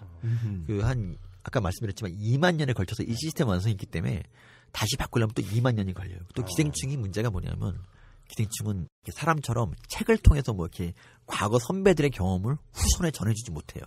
다시 원점에서 시작해야 돼요. 그렇기 때문에 애들이 굉장히 힘들어하죠. 아마 사마귀가 멸종한다 하더라도 그 근처에 있는 뭐 귀뚜라미, 메뚜기 뭐 이런 걸 하면지. 근데 연가시가 사람한테 오기는 참 어렵다는 거, 어렵습니다. 근데 사람한테 들어오면 혹시 위산에 녹지 않을까요? 그렇지는 않을 것 같아요. 뭐 그 정도는 각오를 하고 있고요.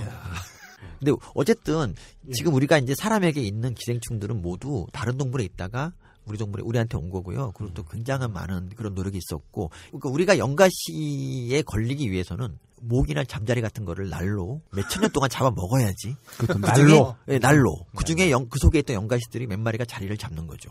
그리고 그게 이제 그게 시척이 시작이 되는 거고. 그러니까 이렇게 되면 몰라도 지금처럼 이렇게 익혀먹고 모기를 막 익혀먹고 진짜 잠자리 같은 것도 익혀먹고 이러면 걸릴 수가 없어요. 우리가 뭐 신라 말기 아니면 고려 초기에 아니 그때보다는 단군 시절부터 잠자리를 즐겨 먹었으면 그렇죠. 지금쯤 연가시가 좀 위협적인 대상이 될 수 있었겠다. 반만요. 네. 근데 기생충 영화가 이렇게 최근 들어 많이 나오는 이유에 대해서 이제 제가 잠깐 생각해봤는데 제가 좀 뜨고 난 다음에 소설을 읽고 나서 그거랑 일치하는 것 같아요. 약간 제가 역시 사회를 바꾸는 기생충학자 뭐. 그 왠지 그 얘기를 들으니까 그렇듯하지 않아요? 저기 진화의 시장.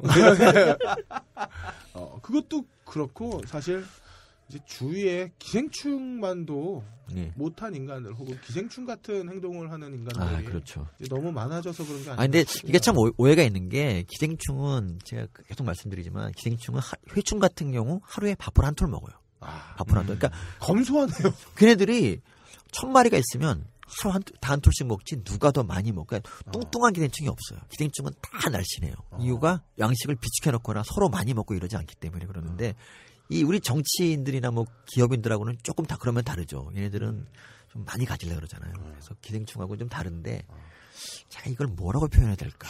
제가 이걸 오해를 했네요. 그러니까 기생충 같기만 했으면 정말 아름다운 꼴은 아니었을 아름다운 세상이 오죠. 기생충만도 못한 세상이니까 기생충만이라도 닮아라 하고 기생충 영화가 많이 나오는 거예요. 기생충만도 못한 세상은 아니고 기생충만도 못한 것들이 정치를 하고 있다.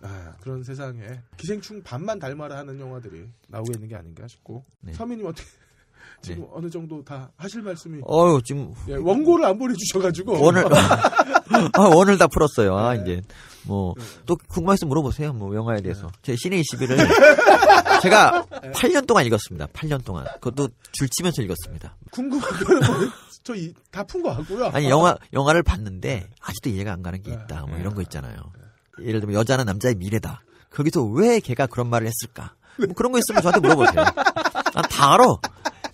고정 코너를 만들죠. 서민에게 물어봐. 서민에게 물어봐. 그럼 어떻게 고정 출연하시는 걸로? 그러니까 뭐 아이스웨어 같은 거. 그게 무슨 뜻인가? 전 다 알아요 이제. 정말 저희도 개인적으로도 오랜만에 뵙고요. 그리고 물리적으로도 서민님도 멀리 계시니까 그렇죠. 뵙기도 힘들었는데. 그러니까 사람이 좀 떴다고 해서 이렇게 안 나오고 예전은 사람들은 멀리하면 안 되는데. 근데 막상 떠보니까 또 그게 아니더라고요. 왜 남들이 예전 사람들 멀리 하는지 이해가 돼. 뜨면은 이제 안 되는 거야. 그냥. 그래서 나몽님이 우리를 보지도 않는 거구나. 나몽님은 진짜 아니지. 그러면 안 되지. 왜냐하면 나몽님은 나만큼 뜨지도 않았는데 벌써 그러면 어떡해. 나 정도 뜨고 외면해야지. 이건 아니죠. 정말. 이런 분께서 경향신문에 사설을 쓰고 있다는 사실이 대한민국 발전을 위해서는 꼭 필요한 일이라고 생각합니다. 아까도 말씀드렸지만 정말 요즘 이명박 대통령 시절이 그리워요. 그분 시절에는 정말 칼럼을 일주일에 3편도 쓸 수 있었는데 지금 대통령께서는 너무 아무것도 안 하셔서 칼럼 쓰기가 너무 어렵고요. 근데 지금 오죽하면 이명박 회고록 가지고 칼럼을 하나 썼다니까요. 너무 아무것도 안 해. 사셨어요? 사실 살려다가 말았는데 어떤가요? 괜찮은가요? 근데 그거 사야 되는데 사실 나 정도 사야 되는데. 그걸 분석행위용으로. 그러니까, 그렇죠. 분석행위용으로 뭐 크게 나쁠 건 하진 않고. 어쨌든 뭐 각하한테 또 돈을 한 푼 보태주시는 거니까 안 사셨으면 좋겠습니다. 분노는 책에다 풀지 말고 오늘 이야기가 좀 두서가 없었지만. 진짜? 아니 근데 제가 볼 때는 이게 명확한 한 결론으로 가고 있어. 그렇죠, 그렇죠. 에일리언, 연가시, 기생충이 죄가 아니다. 기생충에게 이런 잘못된 인식을 심어주는 영화는 없어져야 된다. 서민님이 수십 년간 노력한 어떤 성과를 물거품으로 만드는 행위다. 제가 기생충을 할 때 이제 저를 꼬신 선생님께서 뭐라 그러셨냐면은 21세기에는 기생충의 시대가 온다. 저한테 이렇게 말씀하셨거든요. 그때는 사실 반신반의했지만 혹시나 하고 20년을 기다렸는데 오지 않더라고요. 근데 그러다가 15년밖에 안 그러다가 2005년에 그 김치 기생충 파동이 왔었어요. 중국산 김치. 네, 그렇죠. 그때 난리 났었죠. 갑자기 저한테 막 신문사에도 전화가 왔던 최초의 경험인데 그때 저는 그래서 교수님께서 말씀하신 게 이건가 생각했었는데 너무 짧게 한 달 만에 지나가 버렸어요. 그다음부터 다시 오지 않다가 이제 연가시 뭐 그때 그렇긴 했는데 그것도 요충이었죠. 네? 그 요충알 아니었는데. 회충알이죠. 회충알. 그래서 이제 생각해 본 게 뭐냐면 기생충의 시대가 오지 않으면 내가 오게 하겠다. 뭐 이런 마음으로 이제 살고 있습니다. 네.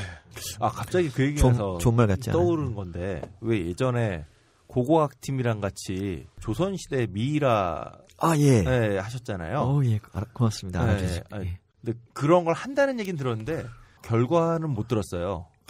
예. 조선시대 사람 좀 뱃속이 달랐나요? 그러니까 조선시대의 양반들이 묘를 너무 좋은 걸 써가지고 미이라 그 상태로 그냥 썩지 않고 그렇죠. 보존된 경우가 굉장히 많습니다. 석관묘 같은 걸 써서 그런 거. 회강묘. 공기가 안 통하는 그런 회강묘를 써가지고 이제 보존이 돼요. 근데 그 미라들을 가지고 이제 우리가 기생충이 있나 좀 알아보고 이랬는데 그러니까 그때와 지금이 어떻게 다른가 뭐 이런 것도 보고 그리고 이제 인류의 조상을 찾는 뭐 이런 것도 의미가 있어서 하는데 근데 보니까 옛날 사람들은 정말 기생충 없는 사람이 없었어요. 거의 100%라고 할 수 있죠. 100%. 그러니까 5살짜리 애가 회충, 편충, 간디스토마에 다 걸려 있어요. 대단한 게 뭐냐면 이 간디스토마라는 거는 민물고기 회를 먹어야 걸리는데 이 5살짜리 애가 회를 먹었다는 거죠. 그 당시 제가 12살 땐가 먹었는데 비교적 있는 집이었는 저도 12살 때 먹었는데 5살에 이미 간디스토마에 다량 감염이 돼 있었다. 이 얘기는 정말 우리 조상들이 회를 좋아했다는 얘기예요. 서민님이 저보다 나이 많은 걸 되게 안도하셔야 된다. 근데 간디스토마는 예전에 굉장히 위험한 기생충이다 이런 얘기 많이 들었던 것 같아요. 그래서 그 5세 꼬마가 죽은 거 아니에요? 그런 건 아니고 걔는 결핵으로 죽었습니다. 결핵으로 죽었어요. 기생충은 사람을 죽이지 않습니다. 간디스토마는 되게 위험한 걸로. 그러니까 담도암의 확률을 좀 높여줍니다. 사실 그래서 저는 간디스토마는 좀 꺼려하는 기생충인데 저는 그래서 양식회만 먹어요. 민물 구해는. 네. 근데 간디스토마는 뭐 크게. 네. 근데 그래서 담도암을 한 5배쯤 올린다. 이게 과연 먹지 말아야 될 이유인가 잘 모르겠어요. 그냥 저 같으면 그냥 먹는데. 5배 차이면. 그리고 제가 이제 그걸 조사하다가 이제 깨달은 게 뭐냐면. 그 30세쯤 되는 여성이고 뭐고 그때 그 황진희 씨라고 있잖아요. 혹시 기억나세요? 황진희 씨 같은 경우도 굉장히 미녀고 나름대로 그때 잘 나가는 사람이었잖아요. 아마 기생충이 있었을 거라고요. 근데 지금 생각하면 웃기잖아요. 몸에 기생충이 득실득실한 채로 부채춤을 추고 우아한 척하고 막 이랬다는 게 참 지금 생각하면 좀 약간 마음이 아프기도 하죠. 그럼 미녀는 기생충이 없어야 되는 거예요? 아니 일단 봐봐요. 김태희 씨랑 그럴 걸림이 딱 있는데 누가 기생충에 걸린 것처럼 보여요. 김태희요. 예, 알겠습니다. 그리고 이런 것도 있어요. 그 혹시 메디나충 아세요? 메디나충? 아니요. 모르는구나. 그래. 메디나충도 굉장히 좀 헌신적인 기생충 중에 하나인데 메디나충 원래 이제 사람 배에 살아요. 배에 살다가 걔도 몸에 그 새끼들을 잔뜩 채운 다음에 걔는 자식들을 물에다 놔야 돼요. 물에다 놔야 되기 때문에 사람을 물로 들어가게 할 수 없잖아요. 그래서 발까지 터널을 파요. 표면으로 가면은 잡혀 죽으니까 깊은 터널을 파가지고 하루에 막 1cm, 0.5cm 해가지고 몇 개월 동안 해서 결국 발바닥까지 가요. 발바닥에 그 물집을 딱 만들게 해서 뜨겁고 되게 아프거든요. 사람이 발을 갖다 물에다 담그죠. 그때 머리를 싹 내밀고 잽싸게 그냥 그 새끼들을 몇십만 마리를 꺼내 물에다 풀어놓거든요. 이것도 역시 그 요충의 뜨거운 물인데 안 죽어요? 아니 뜨거운 물은 아니라 저기 웅덩이 물 이런데 물벼룩이 있는. 그래서 이런 요충의 버금가는 정말 헌신적인 희생이죠, 진짜. 이렇게 하는데 그 얘기를 한 이유가 뭐냐면 이제 근데 이게 안 좋은 게 터널을 파고 가기 때문에 머리가 있는 걸 밟잖아요. 그 머리를 보고 얘를 잡아 뽑아야 되는데 몸에 꽉 껴서 안 뽑혀요. 그래서 얘를 꺼내려면은 이 성냥개비 같은 걸로 이렇게 둘둘 말면서 이게 1m쯤 되는 애들. 1m. 둘둘 몸 안에 1m짜리. 그렇죠. 그게 있는 거예요? 네. 배에서부터 다리까지 터널을 뚫고 내려가니까. 그런데 어쨌든 1m쯤 있는데요. 그걸 만일 중간에 끊어지면 몸체가 90cm쯤 되는 애들이 다리에 남아 있어서 계속 염증을 일으켜서 다리를 불구로 만들거든요. 그래서 얘를 꺼낼 때는 정말 조용히 한 2주 동안에 걸쳐서 조금씩 꺼냅니다. 그런 기생충. 입원해야겠네요. 입원은 아니지만 이제 사람이 꺼낼 때 굉장히 괴로워하고 또 굉장히 잔인한 기생충인데 이 얘기를 하는 이유가 이제 그 이집트 미라를 이제 여성 미라를 죽이다 보니까 배에서 그 메디나충의 수컷이 발견이 됐어요. 암컷은 그러면 발로 내려갔겠죠 이미. 그렇죠? 근데 보니까 발이 절단됐어요. 그게 발로 내려간 거를 그냥 뽑았는데 아마도 그냥 중간에 끊어진 채로 이렇게 있다가 너무 아프니까 절단했고 2주 후에 죽었어요. 이 여자가.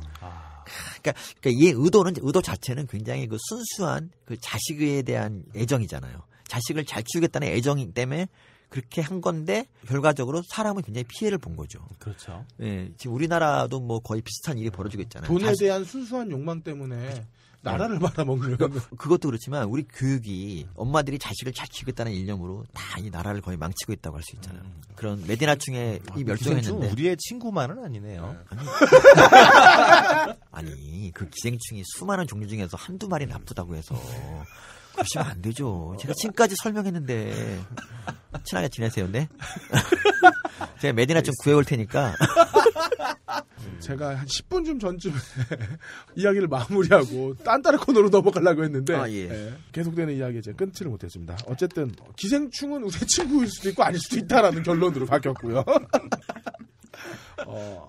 영화보다 더 영화 같은 드라마틱한 삶을 사는 기생충 이야기 서민님의 말씀으로 들어봤습니다. 저희한테 분기별로 한 번씩 나오시기로 약속을 해주셨어요. 그러니까. 네. 근데 분기마다 기생충 영화가 나와야 될 텐데. 그게 아니더라도. 괜찮습니다. 네. 스크린을 8년 보셨다는데요. 신의 21. 뭐야 그새 까먹고. 6월 달에 뵐 때는 신의 21에 그 서민의 무엇이든 물어보세요로 한번 코너를 진행해 볼게요. 자, 지금까지 대한민국 대표 기생충학자 서민님이었습니다. 수고하셨습니다. 네, 감사합니다. 영화 음악의 A to G 영화 딴따라. 영화 딴따라 시간입니다. 해비조님 또 기생수네요. 네, 기생충 얘기라서 네, 성심성의껏 기생수를 준비했는데 기생수 영화 얘기를 별로 안 해줘서 형이 안 겹치겠네 오늘은. 그러게요. 네? 그 만화 기생수 많이들 보셨잖아요. 아니, 저는 일본의 망가죠. 그러니까 망가 원작인 실사 영화치고 잘된 꼴을 못 봤거든요. 20세기 소년 정말 죽이고 싶었고요. 전함 야마토도 물론 뭐 까부수고 싶죠. 네, 정말 아니 그 주인공 이름이 뭐였죠? 김타쿠. 네. 기무라 타쿠야. 기무라 타쿠야가 나오는데 웬만하면 전 기무라 타쿠야 나온 영화는 얘가 영화를 잘 본다고 생각하는 게 재밌는 영화 잘 골라요. 그렇죠. 근데 전함 야마토는 진짜 죽여버리고 싶었어요. 진짜. 정말 그랬는데 데스노트도 비슷한 건가요, 그럼? 전 데스노트도 사실 원작과 상관없이 그냥 좀 유쾌하게 볼 수 있는 영화이긴 한데 원작만 못했어요, 저는. 애니메이션이 훨씬 좋아서 상대적으로 그랬을 수도 있죠. 뭐 그럴 수도 있겠죠. 2012년 그 루로우니 켄신은 꽤 반응이 좋아서 이번에 후속작 2개를 만들었는데 이 후속작은 좀 후졌어요. 그래요? 근데 그게 그럴 수밖에 없는 이유가 원작이 굉장히 훌륭하면 영화를 어떻게 만들어도 평점이 낮고 욕먹을 수밖에 없으니까 차라리 대통령과 기생충 같은 거를 영화로 만들면 원작보다 못할 수가 없어 이거는. 무조건 나. 짤 같은 책 선전. 판권도 겁나 싸요. 저는 그냥 무료로 줄 거야 무료로. 그렇습니다. 그런 걸로. 변영주 감독님 소설을 원작으로 지금 영화 계속 하시잖아요. 소개시켜드려야겠어요. 판권이 무료인데. 무료인데. 변영주 감독님 때릴 수도 있다. 자 어쨌든 제가 기생수를 사실 큰 기대 없이 봤어요. 그 방송 때문에 본 거지 그러니까. 근데 생각보다 너무 재밌는 거예요. 그래요. 그러니까 기생수가 10권 요즘에 애장판은 8권. 원래 예전에 제 기억에 10권이었고 애장판은 좀 책이 두꺼워지고 몇 컷 좀 이렇게 색칠해갖고 좀 비싸게 받으면서 8권으로 나왔는데 10권짜리 만화를 단 2편의 영화로 2시간짜리 2편 4시간으로 만드는 게 쉬운 일이 아니죠. 너무 빡시다. 네. 그래서 적절하게 제가 좋았던 건 만약에 이걸 그대로 그 얘기 다 가지고 왔으면 정말 버거웠을 거예요. 근데 등장 인물도 아주 팍팍 잘라냈더라고요. 그러니까 예를 들면 신지한테 아버지도 있거든요. 근데 이 영화는 아버지 없이 어머니하고 사는 걸로 나와요. 그래야지만 그 어머니하고의 대결 뭐 어쨌든 그 전투 장면이 의미가 더 커지는 거잖아. 그러니까 아버지를 아예 빼버렸고 다음에 오른쪽이 말고도 왜 목인가 턱에 붙어 있는 애 또 있잖아요. 근데 그런 등장 인물도 잘라버리고 오로지 손. 네, 오로지 손. 그리고 이걸 통해서 훨씬 더 2시간 안에 대충 한 절반 정도 온 것 같은데 지금 그 얘기를 꽤 잘 된 것 같아요. 그리고 또 하나는 이게 CG가 발달을 했기 때문에 그 오른쪽이가 만약에 옛날에 80년대 같은 시기였다면 흑철문 느낌으로 흑철문 느낌이었을 거예요. 막 머릿속에 그려져 막. 실리콘 질감에. 네, 뭐 정말 그런 그 옛날 고스트버스터즈 84년 뭐 이런 때 느낌 같은 게 나왔을 텐데 지금 저는 굉장히 자연스럽더라고요. 그리고 뭐라 그러지? 이렇게 모션 픽처라 그러나? 이렇게 붙이고 이거 한 분. 그분도 연기를 되게 잘해주신 것 같아요. 그 오른손이 역할을 위해서 골룸 하듯이 그 꽤 유명한 일본 배우가 손하고 발에다 이렇게 붙이고 얼굴하고 붙이고 그 표정하고 연기를 했대요. 그걸 이제 캡처 받아서 했대. 그러다 보니까 저는 되게 좋았어요. 생각보다 그리고 CG가 많지 않아 또 이게 생각해보면. 이게 어마어마한 촉수물도 아니고 이거는 오른손이는 사실 되게 귀여운 캐릭터고 나머지 해봤자 이렇게 얼굴 쫙 이거밖에 없잖아요. 이게 엄청나게 뭐 거대한 CG가 나오는 것도 아니고 이 정도면 적절히 일본 영화의 예산 안에서도 구현할 수 있는 정도의 CG고 그 CG를 통해서 충분히 이야기를 재밌게 이끌어가는 데다가 굉장히 과감하게 다 잘라냈다. 사실 이게 제가 볼 때는 일본 애니메이션, 한국도 마찬가지. 만화 원작인 경우는 만화는 눈에 그려지잖아요. 읽으면서 우리가 장면을 다 그림으로 기억하기 때문에 이게 구현이 안 되면 관객 입장에서 야, 이 장면 빠졌잖아, 저 장면 빠졌잖아. 눈에 그려지니까 소설은 아예 과감히 쳐도 상관없는데 근데 그런 의미에서 이번에 이 감독이 과감하게 팍팍 잘랐다. 그래서 핵심만 들고 가니까 영화가 재밌었다. 18만 들었대요 벌써.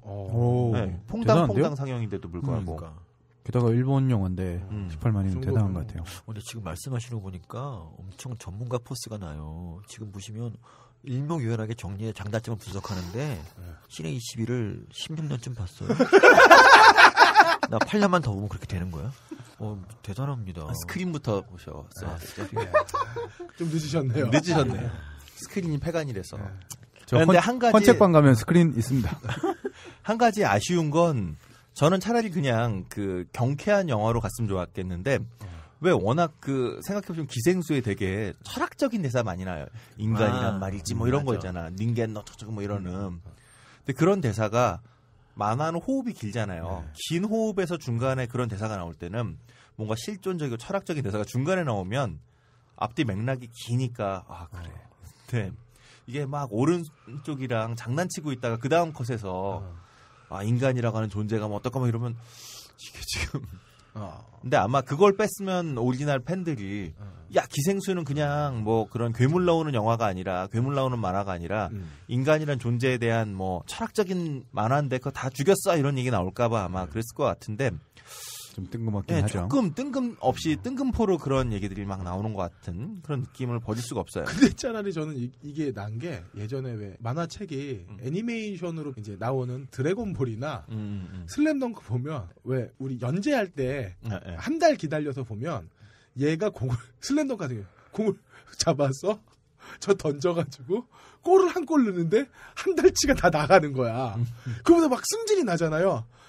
그걸 애니메이션으로 똑같이 느끼면 정말 화가 나거든요. 30분 동안 그러고 앉아있으면. 쌓여있는 변신하는데 막 구절절 얘기를 해가면서 20분 동안 다 끝나가는데 변신하고 앉아있으면 화나는 것처럼. 그래서 드래곤볼 헐리우드판이 그렇게 망작이에요. 근데 이거 기생수도 2005년에 헐리우드가 판권을 샀었대요. 판권을 샀었는데 만들려고 하다가 판권 계약 기간이 끝났는데도 끝내면 못 만들어서 일본에서 다시 판권을 가져갔는데 드래곤볼을 생각해보면 일본에서 만든 게 차라리 다행이다. 그럼 기생수에 깔려있는 어떤 정서를 알고 있는 감독이고 알고 있는 사람들이 만드니까 좀 낫던 게 아닐까. 박찬욱 감독이 되게 만들고 싶어 했다 그죠? 박찬욱 감독이 이거 괜찮았을 것 같아요. 박찬욱 감독이 만들었으면. 박찬욱 감독이 기생수를 만들었다면은 이제 오른손이가 그랬겠죠. 너나 잘하세요. 주인공은 사토시는 누구냐 넌. 너나 잘하세요. 그렇게. 박찬욱 감독 이거 웃길 나소리인데요. 박찬욱 감독이 만들었으면 왼손이가 됐잖아요. 왜냐하면 좌파시잖아요. 좌파. 우리 사회엔 좌파가 또 필요한 시대인데. 죄송합니다. 그래요. 어쨌든 제가 볼 때는 일본에서는 참 다행이었다. 그리고 CG가 적절히 있어서 조금 더 CG 나왔으면 되게 우리 어색했을 것 같아요. CG로 도배를 했으면 참 많이 CG로 도배를 했으면 근데 이게 다행히 CG도 얼굴 이런 거고 시체 뜯어먹는 장면도 보면 직접 안 보여주잖아요. 소리와 이렇게 가려져 있는 컷 안에서 얘기하면 이게 너무 스포니까 어쨌든 적절히 먹고 있으면 알 수 있지만 먹는 걸 구체적으로 보이지 않는 방식으로 그렇게 CG를 만들어서 적절하게 원작이 가지고 있었던 좀 기발한 내지는 기괴한 상상력을 꽤 잘 보여줬다. 네. 그리고 안 보여지는 지점에서 저는 소리가 작동을 했다. 그런 생각을 해요. 이 영화 보면 사실 별로 음악이 안 나옵니다. 앰비언트 사운드가 자주 등장해요. 근데 그게 어느 장면이냐면 기생수들과 그다음에 신이찌하고 만나는 장면 혹은 기생수들만 있는 장면 요런 장면에서만 이 앰비언트 사운드가 등장해요. 그래서 앰비언트가 굉장히 빵빵하게 나오거든요. 아닌 듯 아닌 듯. 그래서 그게 싹 빠지는 순간이 있어요. 그러니까 결정적인 어떤 한 중요한 장면 뭐를 베버린다든가 뭘 푹 찌른다든가 이 정도는 얘기 되겠지. 네. 이런 장면에서 앰비언트가 꽉 차게 소리가 들리다가 쑥 빠져요. 그럼 순간적으로 영화를 보고 있던 사람들이 정확히 어떤 악기 소리는 아니지만 굉장히 귀를 꽉 채우는 소리가 있다. 그게 쏙 빠지니까 뭐지 하는 거 보면 파이프에서 쭈쭈쭈 나오고 아니면 석 하고 이미 잘려 있고 그러니까 이런 걸 아주 극대화시키는 방식이 이 소리를 키우는 게 아니라 오히려 전투 장면의 긴장감을 아주 고조시키는 꽉 찬 앰비언트 사운드가 나오다가 얘를 쏙 빼버리니까 오히려 긴장감이 확 더 증가되는 거죠. 그런 방식으로 그러니까 이게 좀 싸게 들어간 거예요. 이게 그러니까 왜냐하면 앰비언트가 요즘은 다 앰비언트는 그냥 돈이기도 하지만 여러 가지 특수 효과와 악기를 많이 사용하는 헐리우드와 달리 앰비언트는 미디잖아요. 앰비언트 작업 꽉 해놓고서 소리를 빼면서 헐리우드 같으면 여기서 더 큰 뻥 터지는 소리를 넣었을 텐데 거대한 돌 떨어뜨려서 왜 소리 녹음하고 이런 게 돈이 없으니까 앰비언트를 오히려 빼면서 효과를 높이는 방식으로 그래서 굉장히 저는 그거 제가 다른 분이 혹시 질문하실까봐 안 여쭤봤는데요. 저 앰비언트가 뭔가요? 저 신의 21에 그게 안 나와가지고 제가 아는 지식은 전부 신의 21인데 영주공을 계속 들어보시면 충분히 학습하셨을 텐데 죄송합니다. 제가 말씀드릴 수 있어요. 공간감. 공간감을 느끼게 하는 소리예요. 인공적으로 만들어진 악기로 낼 수 없는. 그래서 보통 아주 초저음이나 이런 소리들을 그러니까 악기로도 표현할 수 없고 몸으로도 낼 수 없는 아주 저음의 소리를 인공적으로 강하게 만들어서 그럼 뭔가 이렇게 왜 극장 가면 두둥 두둥 하고 뭔가 울리는 소리 있잖아요. 이런 소리를 인공적으로 만들어 놓는 거죠. 또 한 가지가 신이찌의 그 감정 변화를 정말 싸게 현악으로만 피아노도 안 나와요.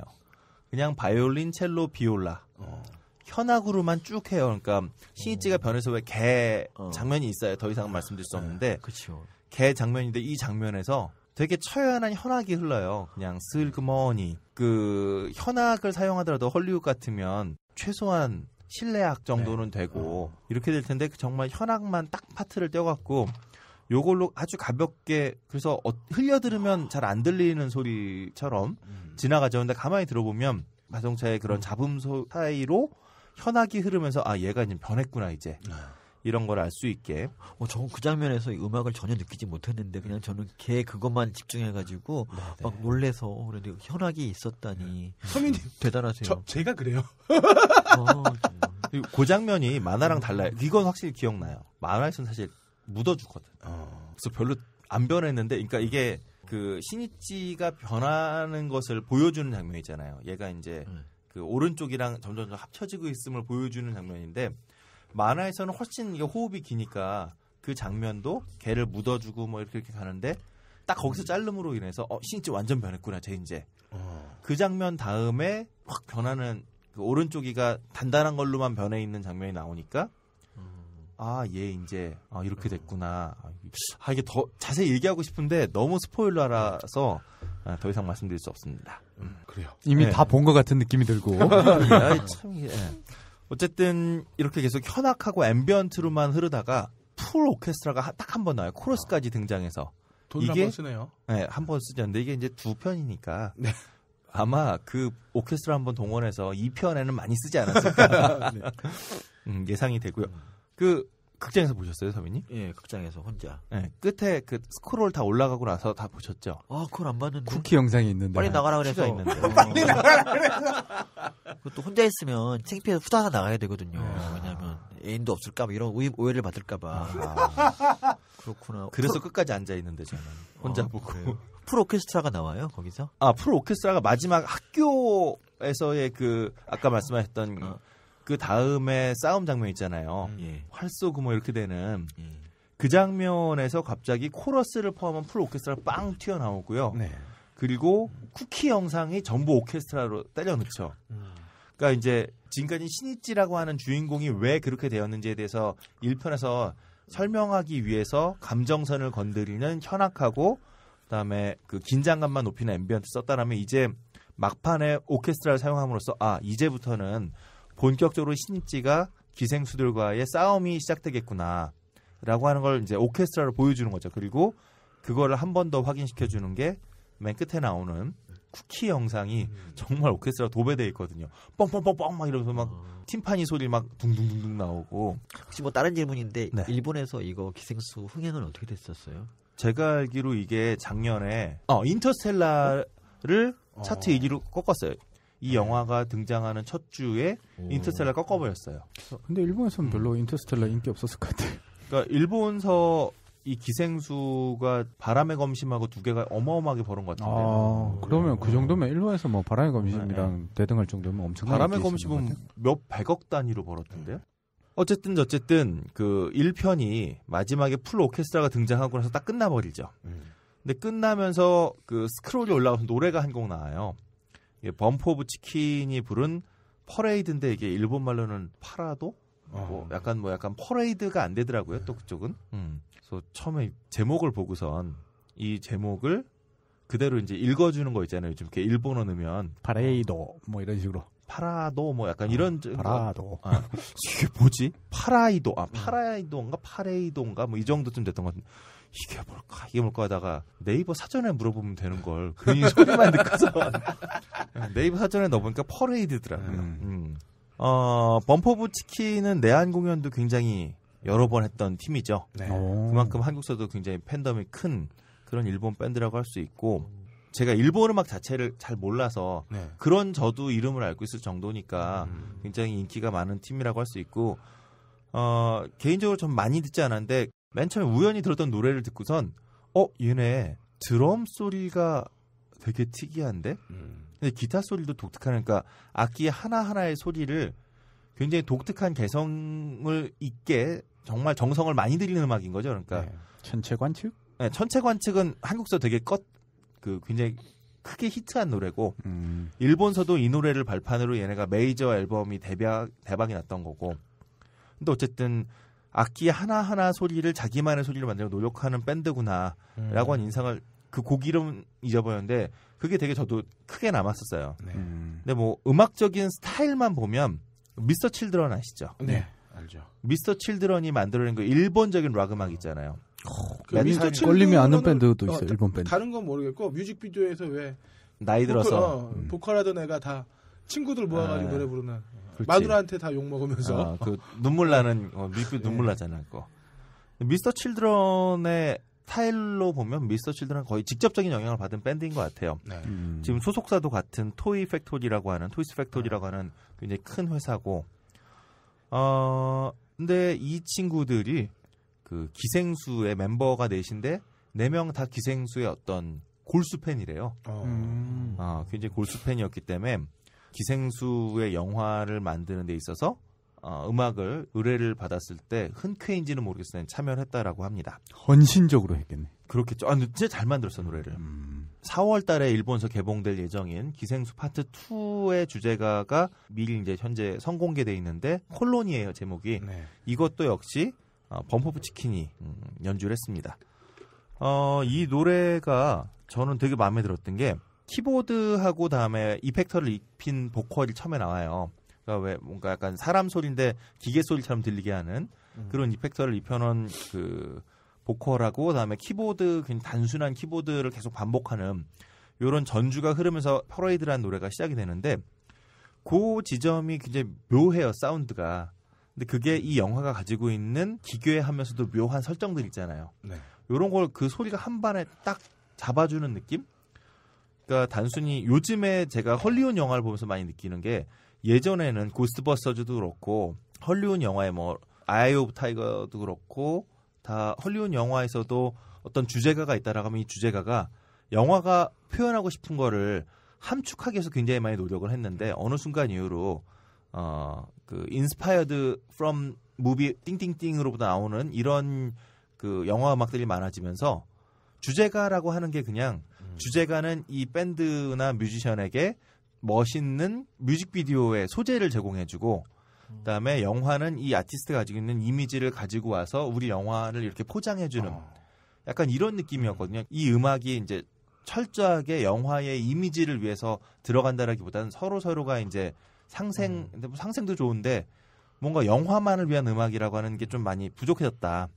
그런 생각이 들었어요. 그러니까 그 우리 지난주에 했던 지지난주에 레슬링에 브루스 스프링스틴 같은 경우는 완벽하게 이 영화만을 위해서 쓴 거잖아요. 근데 사실 요즘 많이 나오는 스파이더맨이나 히어로물의 그 주제가들은 보면 아티스트들은 그냥 아티스트로 자기 노래 중에 하나 골라주고 대신 뮤직비디오 아직 선공개 차원에서 새 앨범 나올 것 중에 한 곡 멋있는 곡을 주고 대신 뮤직비디오를 이제 영화 장면 차용하는 일종의 윈윈 원소스 멀티유즈죠. 그렇죠.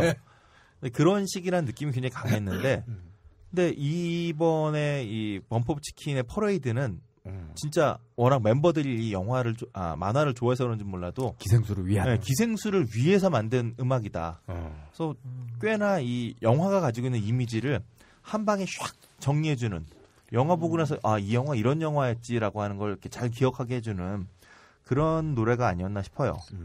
그러고선 찾아보니까 이 야마자키 타카시 감독이 이번에 기생수 감독인데 이분이 2014년에 범퍼 오브 치킨의 일본 전국 투어를 담은 공연 실황 범퍼 오브 치킨 윌 폴리스 2014라고 하는 뭐라 그러죠? 이런 걸 뭐 뮤직 다큐멘터리? 이거를 실황? 연출했더라고요. 실황 영상을 연출했더라고요. 그래서 그냥 저의 생각은 이 범퍼 오브 치킨의 2014년 앨범 레이가 그 이전보다 일렉트로니카라든가 최근의 경향을 좀 많이 이렇게 담아내고 있거든요. 근데 이번에 기생수의 퍼레이드를 들어보시면 기존의 범퍼 오브 치킨 팬들도 범퍼 오브 치킨이 굉장히 세련된 혹은 뭐 요즘 미국서 유행하는 음악의 느낌을 많이 가지고 왔네라는 느낌이 드실 거예요. 근데 그게 제가 볼 땐 이 친구들이 레이라고 하는 앨범에서도 이미 시도했던 게 약간 전력이 있는 데다가 레이보다 훨씬 독하게 썼거든요. 그러니까 기생수가 가지고 있는 그 분위기 때문에 한 번 더 나간 게 아닐까. 원래 이 친구들 아까 말씀 미스터 칠드런 같은 그런 음악이었다가 이 정도의 변화를 보여준 건 철저하게 이 만화에 대한 팬심 그리고 그에 대한 이해 이런 거에서 시작된 게 아닐까. 곡 자체로도 멋있고 영화가 2시간 내내 보여준 이미지를 한 방에 잘 풀어내주는 것으로도 좀 훌륭했던 범퍼 오브 치킨의 퍼레이드 들어보시죠. 帰る道僕の足白黒の真昼呼吸はどうか普通かどうか手を当てた胸に記憶が揺れる混ざってが溢れる離さないで離さないで誰がそこにいるの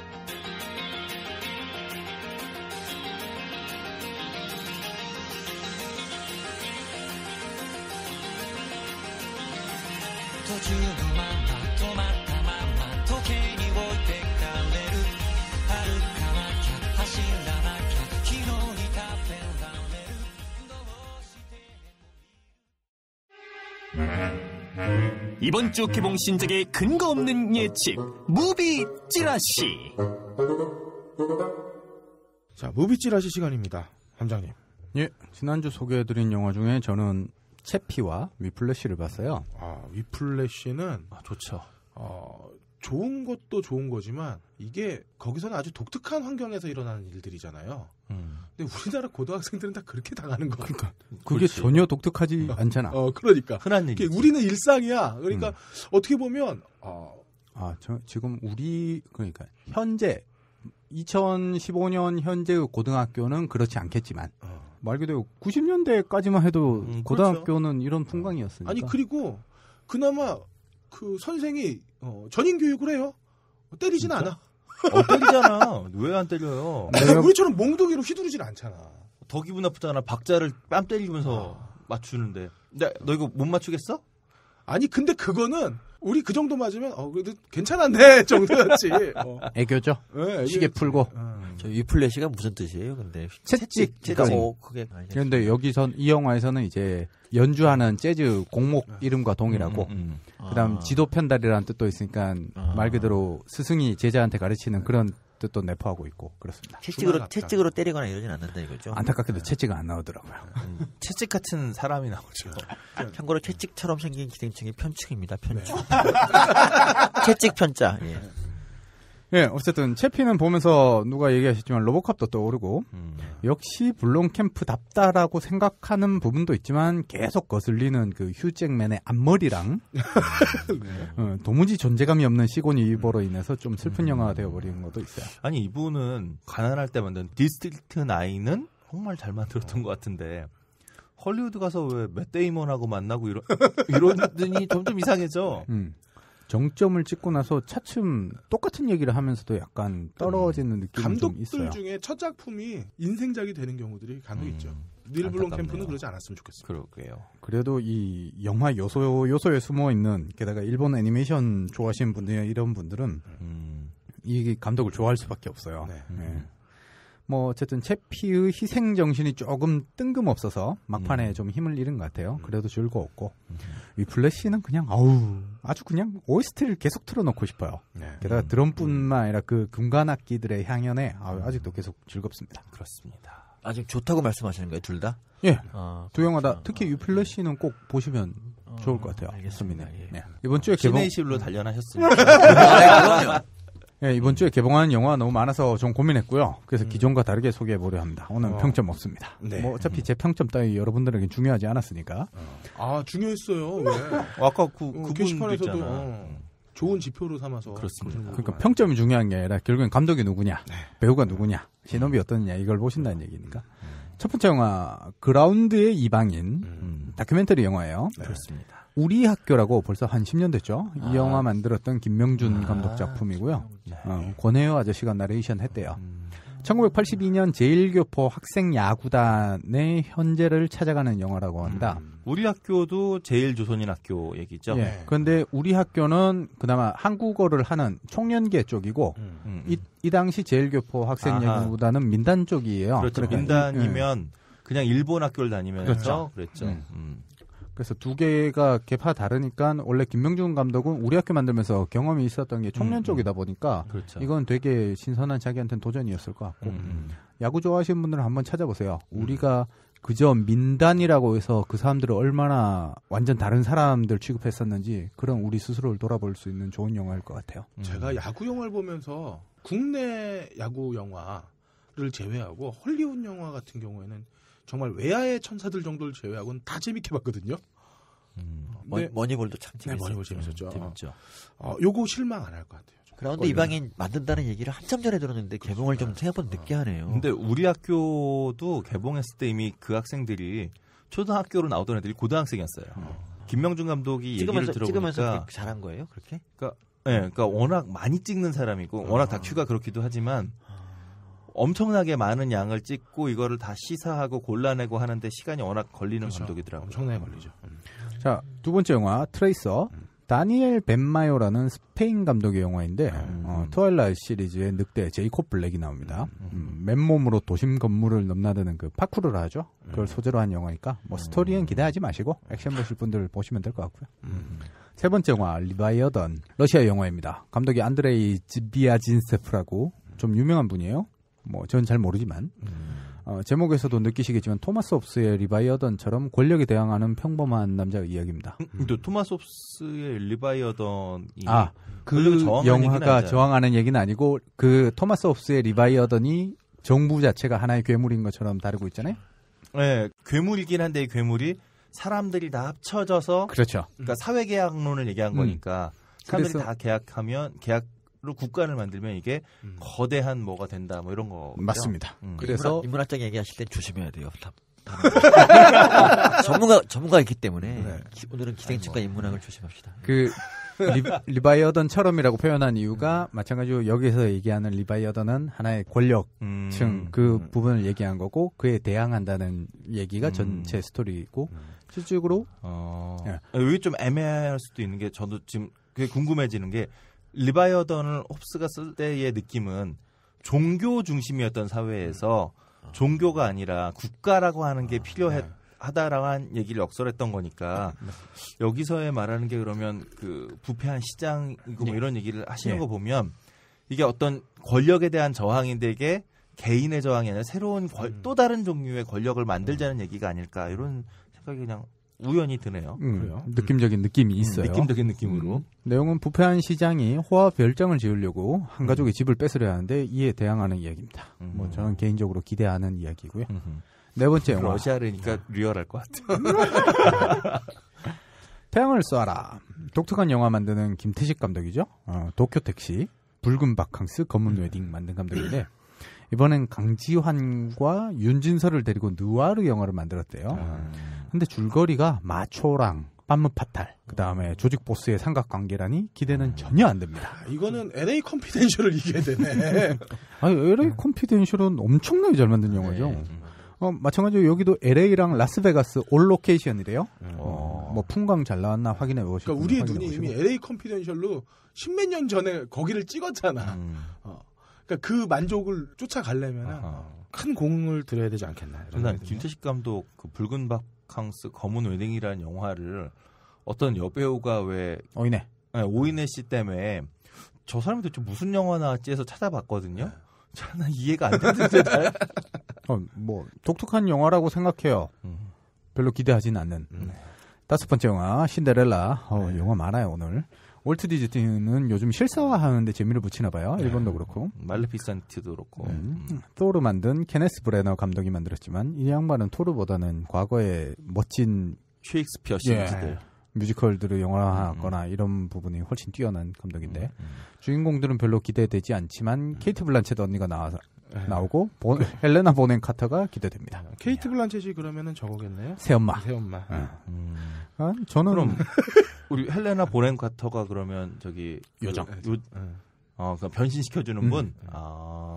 그런데 저는 이게 월트 디즈니 애니메이션도 그렇지만 도대체 신데렐라 이야기로 113분짜리를 어떻게 만든 내용인지 참 궁금해요. 신데렐라 원작이 되게 잔인해요. 그렇죠. 누나들 발 다 잘라 엄마가. 이게 설마 월트 디즈니가 만드는데 그럼 더 놀라운 거지. 그렇지. 구두에 맞추려고 뒤꿈치 잘라내고. 뒤꿈치 잘라내죠, 맞죠. 그래요. 고음을 나오겠네요. 걸리면 못 보시겠네요. 월트 디즈니가 만든 고음을. 그 말리피센트는 혹시 이런 것들이 흥행을 계속 하나요? 제가 몰라서. 말리피센트는 상당히 미국에서는 흥행을 했고요. 디즈니 것들이 전부 뭐 백설공주도 그때 만들었잖아요. 그 흥행 어디 우리나라에서 어땠어요? 별로였지 않아요? 한국에선 뭐 큰 크게 실사화는 크게 성공을 못 하고 있는 걸로 알고 있어요. 근데 미국하고 유럽에서는 말레피센트는 굉장히 큰 흥행을 했죠. 말리피션스 보고 집사람하고 싸웠는데. 그게 내용 때문에 말레피센트는 흥행했다기보다는 안젤리나 졸리 때문에 변신 그런 것 때문에 큰 티켓 파워를 갖고 오늘 저의 실험이 성공하고 있어요. 점수를 매기지 않아도 많은 이야기를 나눌 수 있잖아요. 여섯 번째, 런 올라이트. 리슨 형아는 지치지도 않는지. 감독은 하우스 오브 왁스, 오펀, 천사의 비밀, 언노운, 논스톱의 감독, 자움 콜렛 세라입니다. 이쯤에서 점수 그냥 해도 될 것 같은데 이 정도. 언노운이랑 논스톱으로 리슨 형아랑 함께 해왔는데 벌써 세 번째예요. 게다가 이 영화엔 에드 해리스도 나오고 또 달리자는 거죠. 리슨 형아 총 쏘는 거 또 보실 분들은 보시고. 아니 이 형은 환갑을 기점으로 액션 배우로 다시 태어나시는 것 같아요. 아니 뭔가 부동산에 투자해서 사채를 끌어쓰셨나? 계속 나오는 것 같아. 리암 리슨의 2014년 최고작은 클래시 오브 클랜이다. 영화로 볼 수는 없지만 어쨌든. 근데 그 리암 니슨이 미션에 나왔었잖아요. 미션에도 나왔었죠. 미션에서 정말 순수한 수도사로 나왔었던 분이잖아요. 젊었을 때는. 게다가 이 양반 마이클 콜린스라는 영화까지 찍었던 사람이에요. 참 사람의 인생이 어떻게 될지 모르는 게. 자, 7번째 영화 추억의 많이. 원제는 오모이데 노마니. 지브리 30주년 기념작입니다. 원작이 따로 있는데 영국 아동문학 When Money Was There를 가지고 만들었대요. 뭐 주제곡이 잔잔한 게 좋더라고요. 그게 끝이죠. 내가 뭐 지브리 뭐 봐서 알겠어. 네. 8번째 영화 와일드 카드. 어우, 이번엔 제이슨 스타뎀. 아, 이 와일드 카드가 원제인가요? 예. 아, 저 진부하다. 뭐가 제목이. 진부한가요? 우리가 진부한. 아니, 와일드 카드라는 제목은 너무나 많이 들어보지 않았어요. 저는 한국 영화 와일드 카드 하나밖에 기억이 안 나는데 모르겠어요. 뭐 엄청 때려 부수겠죠. 감독은 코네어, 툼레이더, 엑스펜더블 2 만든 사이먼 웨스트고요. 이미 제이슨 스타뎀 원톱으로 메카닉도 함께했죠. 뭐 라스베가스를 초토화시킬 거라고 생각하고요. 익스펜더블에도 합류하지 않았어요? 스타뎀이? 스타뎀 1편부터 쭉 있었죠. 네. 뭐 이분은 액션이 많네요 이번 주에. 네, 게다가 올해 곧 개봉할 패스트 앤 퓨리어스에도 제이슨 스타뎀이 나옵니다. 악역이죠. 진정한 유작이 하나 나오네요. 영화가 너무 많아요. 리바이어던이 제일 보고 싶은데 상영관이 적을 것 같고요. 그라운드의 이방인도 재미날 것 같고. 그런데 신데렐라를 결국 볼 것 같은 느낌적인 느낌? 그렇습니다. 다른 질문 하나만 할게요. 기생수가 일본에서 파트 2가 4월에 개봉하잖아요. 네. 한국에서는 언제 개봉해요? 파트 2는 혹시 알려진 게 있나요? 알려진 거 없는 것 같고요. 1편도 일본보다 지금 한 3개월인가 이 정도 늦게 개봉했으니까. 보통 우리가 석 달에서 길면 6개월 뒤에 개봉을 하는데 이번처럼 기생수는 1편이 18만 넘었으면 엄청 성공한 거기 때문에 2편은 무조건 개봉할 겁니다. 근데 아마 개봉을 제 생각에는 여름에 최고 흥행기가 좀 질 때쯤 하지 않을까. 그때면 상영관 잡기 너무 힘들 테니까. 뭐 추석 직전 뭐 그 정도? 딴지 라디오 방송별 게시판에 후기를 남겨주시는 분들에게 모비스트가 후원하는 인터파크 프리엠의권 2매, 엠푸드가 후원하는 꽃씨 잡곡을 드리고 있습니다. 많은 참여 바랍니다.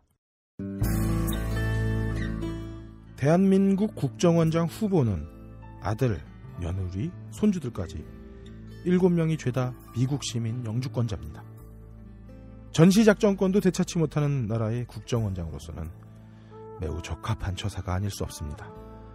녹음 박세롬이 효과 고승수 제작 딴지일보 진행의 그럴거리였습니다. 다음 주에는 베일에 가려진 세 번째 영진공 미녀 우원 앨리슨님과 함께 찾아뵙겠습니다.